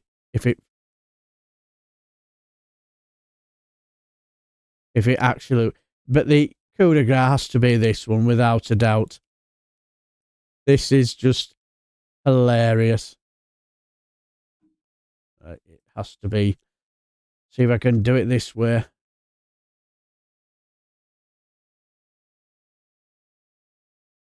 Doesn't seem to play this way, but it does seem to. Let's see if we. Oh, that's a crying shame. Because that was a coup de grace. I was been working up to. See, that's what we're going to try and play, you know, but it's just freezing. Oh, dear. But it seems to work that way. It's called a door. Oh, look at him with his little security. That's all I can play. Little bitch. It's called a door. It's called a door. Crying shame. Absolute crying shame. But never mind. Don't seem to want to play that way. Oh, dear. Yeah, that was him with his security team dragging him away. Like I say, exactly, Oliver. What a bell end, but never mind. Never mind. But you get the picture. Nick ate lots of purple crayons as kids. Don't be like Nick. Exactly, Rachel from accounting. Never a truer word said. Never a truer word said. She called him a little... Didn't she just? What's a I've no idea what he was talking about there. I've absolutely no idea. You like me. Not got a Scooby. What? Hello, Pete's music. Don't worry about it, my friend. It's all right. I'll say I only do this on a Friday just for fits and giggles. You either turn up or you don't, and so it's not the be all and end all. So no need to apologise. But good to see you, my friend Pete's music. Hope you're very, very well. But Oliver says we will just bear with me for a quick.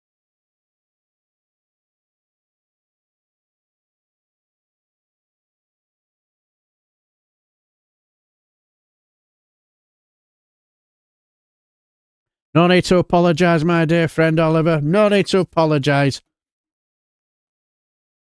But anyway, let's see if we can get this. Because remember last week, you know, where you could say the great quote when it comes to the Democrats is what they tend to do is they have that incredible, fantastic knack of basically snatching defeat from the jaws of victory. And I think this lovely little song just beautifully encapsulates it. Take it away. After 40 days of fighting for our subsidies, we got a pinky promise, what a gut punch. The 8 dumps caved and then they fucked our families. And that's the way they all became the bitch-ass bunch. The bitch-ass bunch. Come on. The bitch-ass bunch. That's the way they became the bitch-ass bunch. Exactly. After 4... Yes, they are the bitch-ass bunch. you just really couldn't make it up, could you? I can imagine it when they were creating this master plan. Our Chuckles will have had his tackles down to his nose. I was going, come on, we will win. We will win. We will win. Unbelievable. You just couldn't make this shit up, could you? Exactly, God's lasses. Yes, totally agreed. Yeah, lovely song. Absolutely lovely song. But yeah, see, the thing is, for me, somebody came up with an interesting, said something really, really interesting. And I think, yeah, they're probably right. Because, for simple reason, the Republicans will be able to quite easily say, see, the Democrats made you suffer for nothing. They could have easily ended this, and they'd made you suffer. And they can get away with it now, can't they? They can easily now just blame it on the Democrats because while people were starving, weren't getting paid, they can now just blame the Democrats because our Chuckles decided to basically cave, didn't they?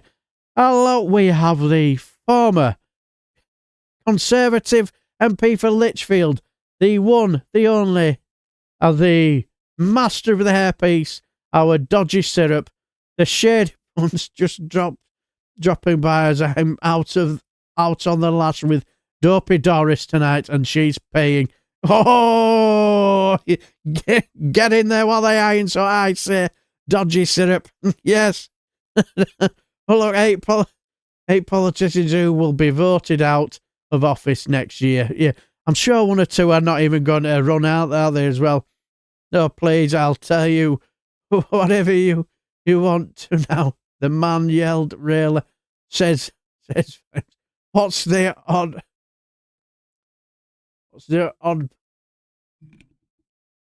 orbital velocity of the moon? What? Oh, you'd be something simpler. Night Watch Pratchett. Strangely enough, I've never read any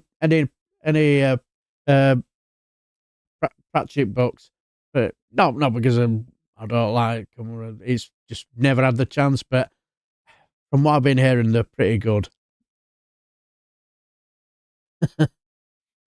Yes, but yes, they folded and they absolutely caved, didn't they? Snatched defeat from the jaws of victory. Because like I'd seen polls where they had actually, you could basically say that Trump's ratings were through the floor at that point, weren't they? So I think it's time for Chuckles to go, don't you think? But anyway, that's it. Look, right now we're going to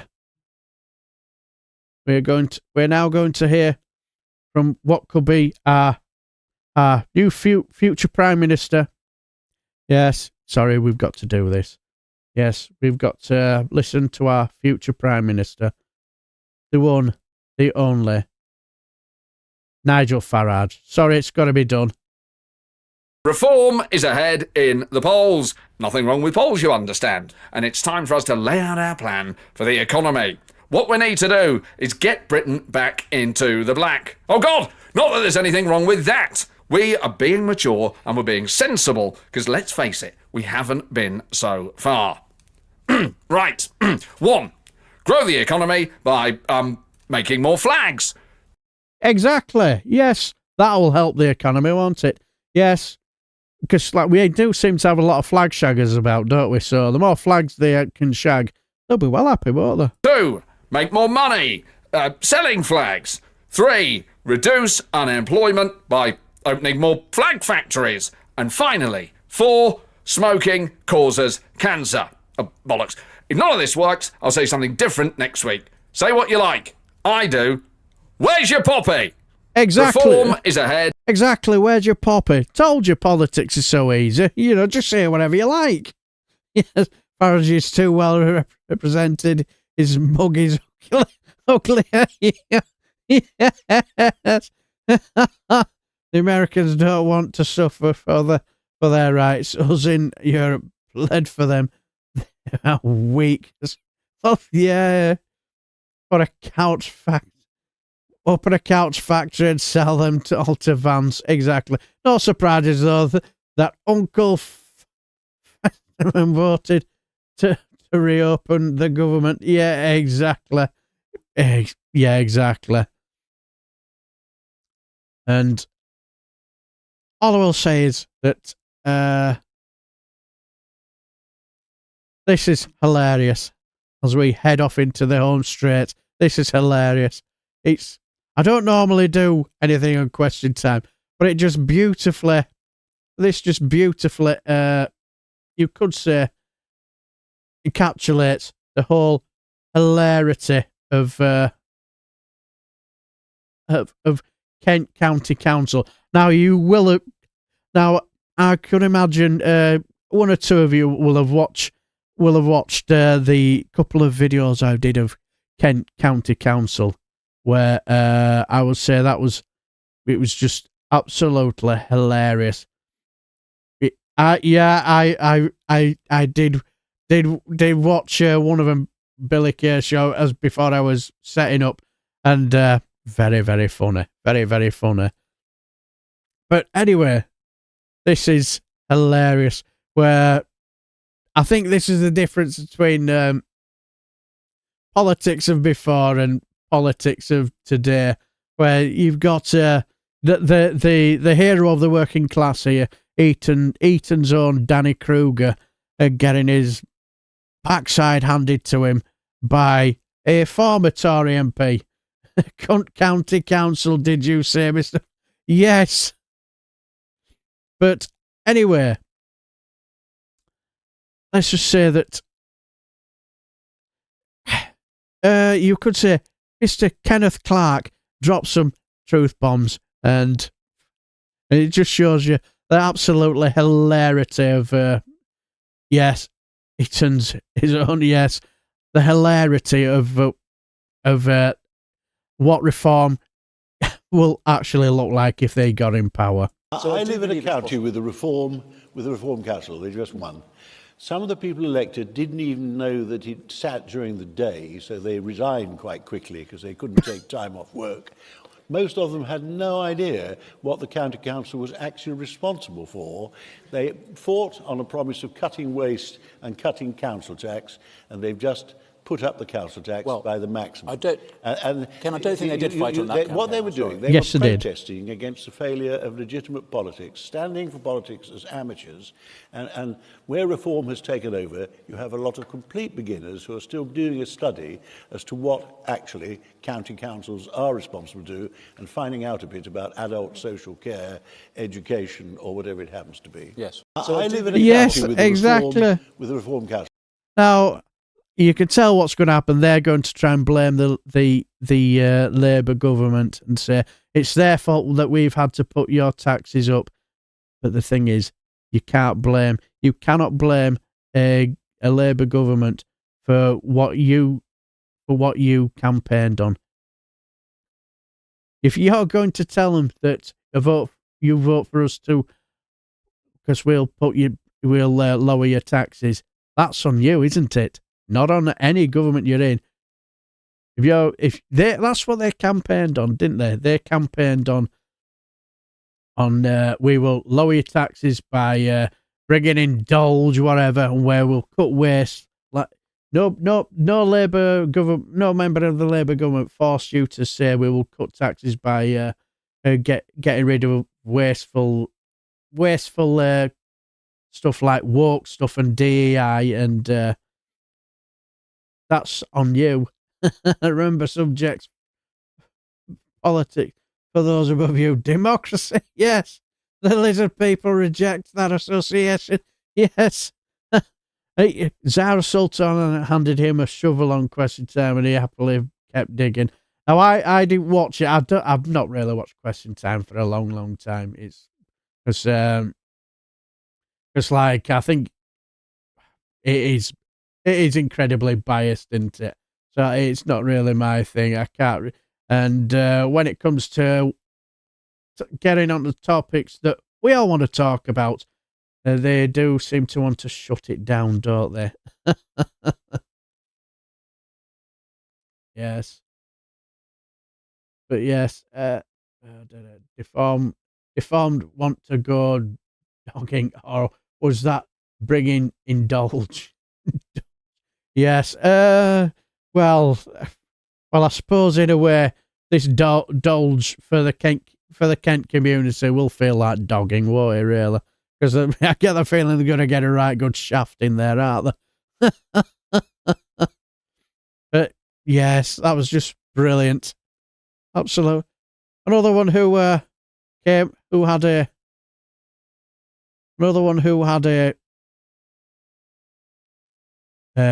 wonderful interview. Yes, it's our honest Bob. They should change the name to Ask Nige Questions about immigration time. Yeah, exactly. But yes, our Dolge. Yes, it's our good friend, our honest Bob. He managed to get an interview, as always, but he brought some friends with him. This is brilliant. Well, look, the high street is in a real mess at the moment. What we've said as Conservatives is that we want to get rid of business rates for businesses with rateable values of £100,000 or less, and that means almost... Just out of interest, out of all them people in that, who looks the most sensible? Well, for me, I'll start off. Certainly, it's not honest Bob. That's the start. All of the cafes, the restaurants, the independent shops on our high streets wouldn't have to pay those, and that would make a massive difference right now. Because, as you see, high street shops and pubs are closing left, right and centre. That, I think, is the best thing that we could do to give them a shot in the arm, really help them to get through the difficult months ahead. But what's Rachel Reeves talking about? Tax rises left, right and centre, and that's going to make life even more difficult. And you're seeing the real world consequences for that. Not just shops closing, but people laying off staff at the moment. Unemployment is the highest it's been for 5 years since those very challenging days of the pandemic. And it's only going to get worse as there's no strategy right now to grow the economy. And Rachel Reeves looks like she's going to make it worse in the budget at the end of the month. Well, look, the high street is in... Right, who do you think's the most... Now, whether somebody's done a bit of fantastic editing, I don't know. But please tell me that all happened behind him, because it conclusively proves that Tories have no sense of humour, have they? Has Bob been to visit his local Turkish barber?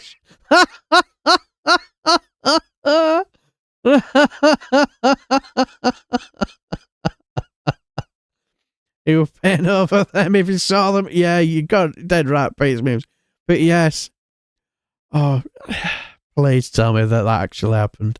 Oh, those things are so cute. Yeah. Yes, our sooty and sweep. It'd been even funny if Sooty and Sweep started having a bit of a battle and a fight behind him.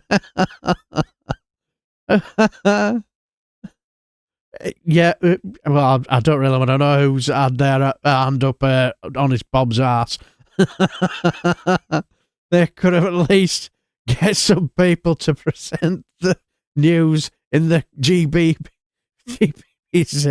that can actually read and write. Yes, yeah, without eating the crayons. Yes, I know what you mean. But yes, that made me chuckle. Now let's get on to this. This is quite, as we head off into the straight. Let's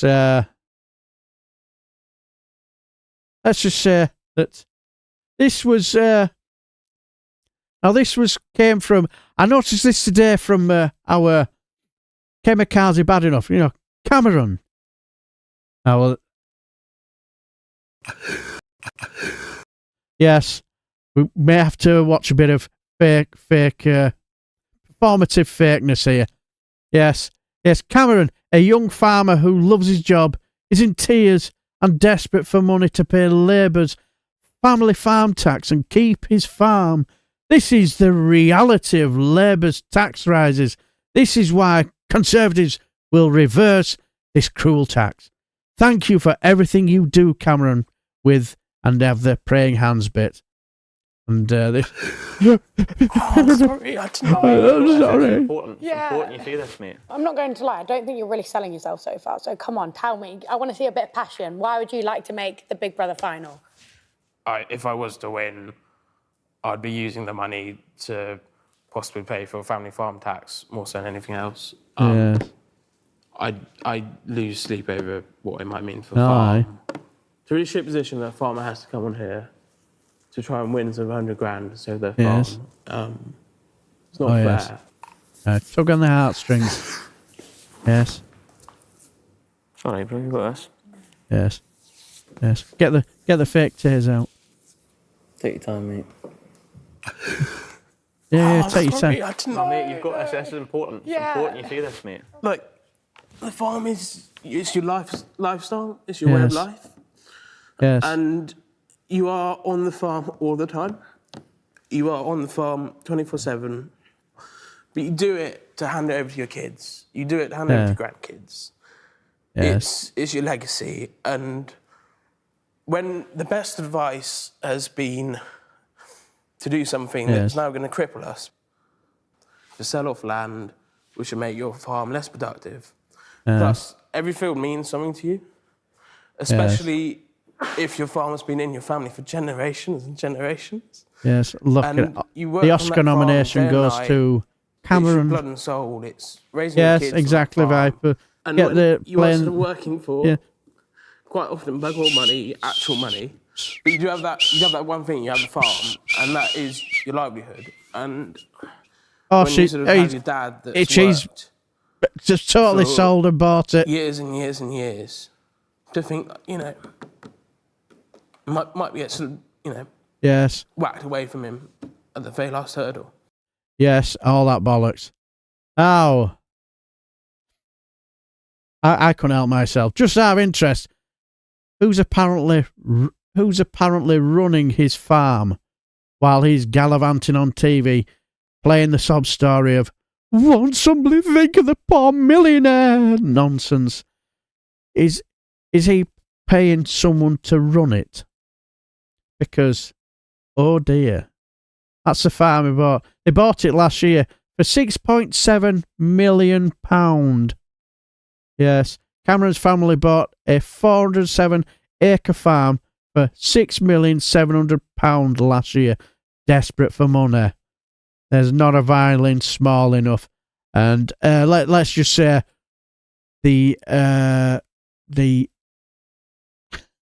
let's just say the didn't get a lot of sympathy.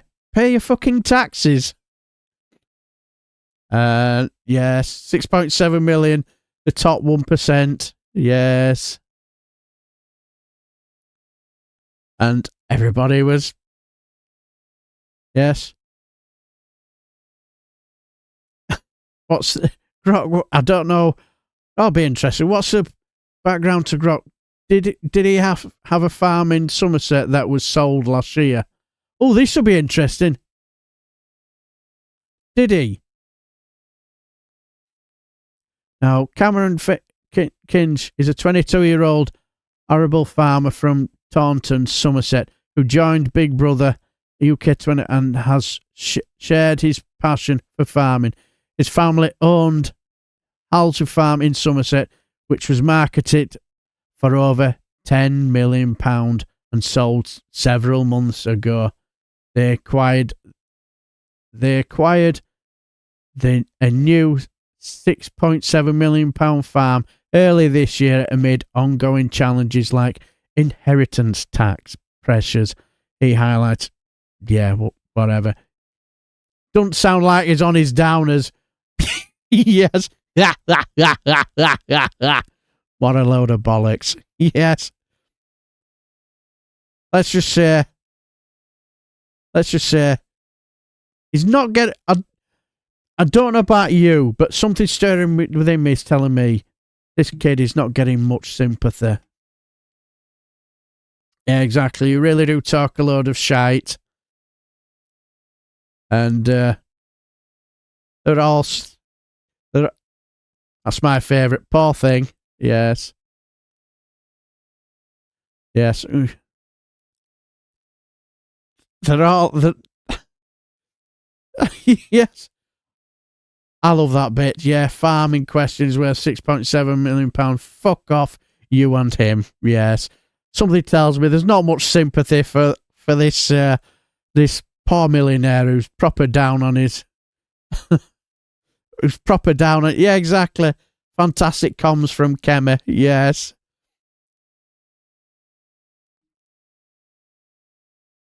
But this is my favourite. If he's young, why is he paying inheritance tax?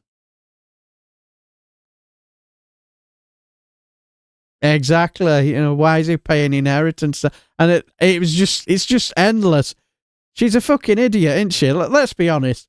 She's an absolute fucking... No self-awareness, has she? Yep, exactly, Oliver, and poor little baby. Yes. Only silly family farmers complain of inheritance tax. Stick the farm into a family trust, and you're set. My advice: if you're having a family farm, get financial advice and stop being a clown. Yeah, poor fella. He's only got 3.3 million left.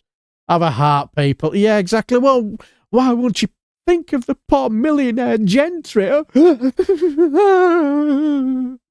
Pathetic.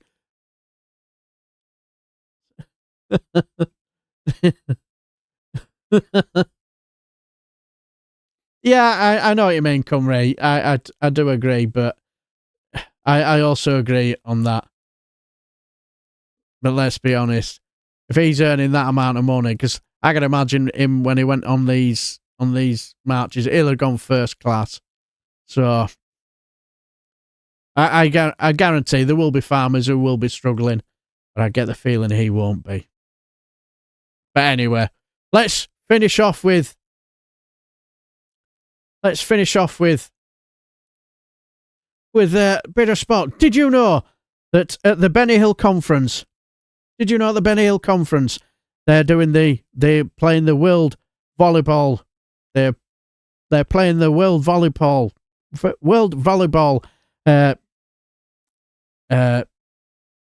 tournament, and let's just say these people are absolutely killing it.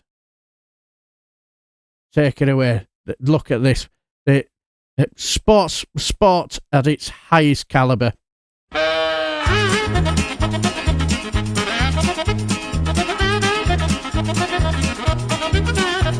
Oh dear.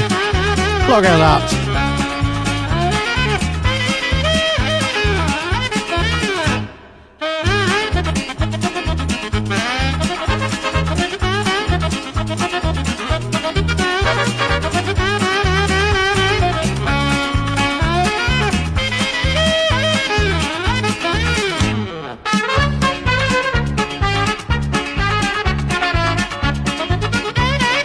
Oh dear. Oops.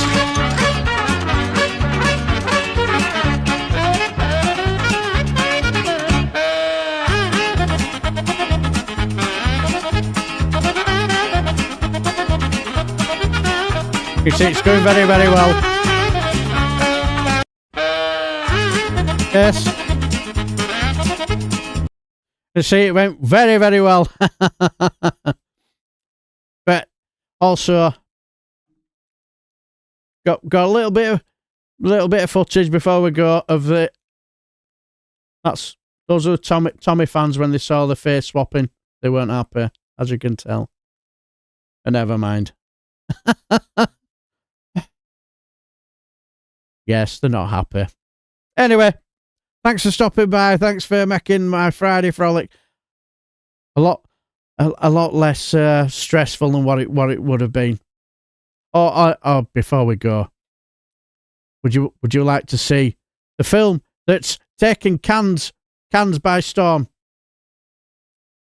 Yes, this film is taking Cannes by storm.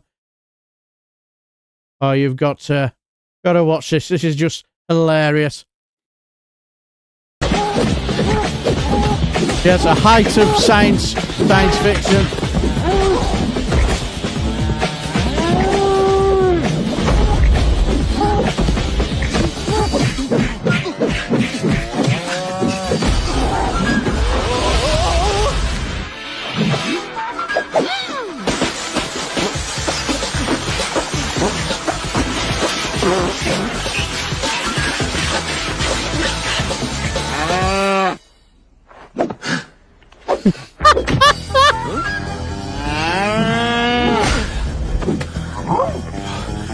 That one's for you, Reagan Elite.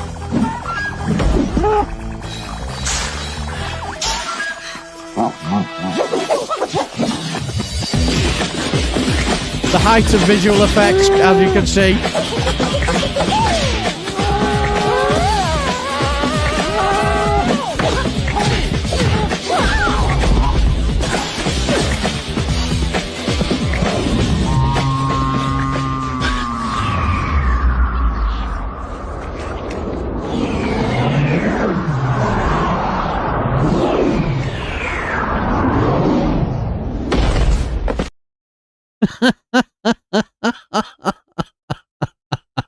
Anyway, have a fantastic weekend, everyone, and take care. If you can't be good at it. And thanks for stopping by, and give a massive thumbs up for my fantastic moderators, and take care, my friends, and have a lovely weekend.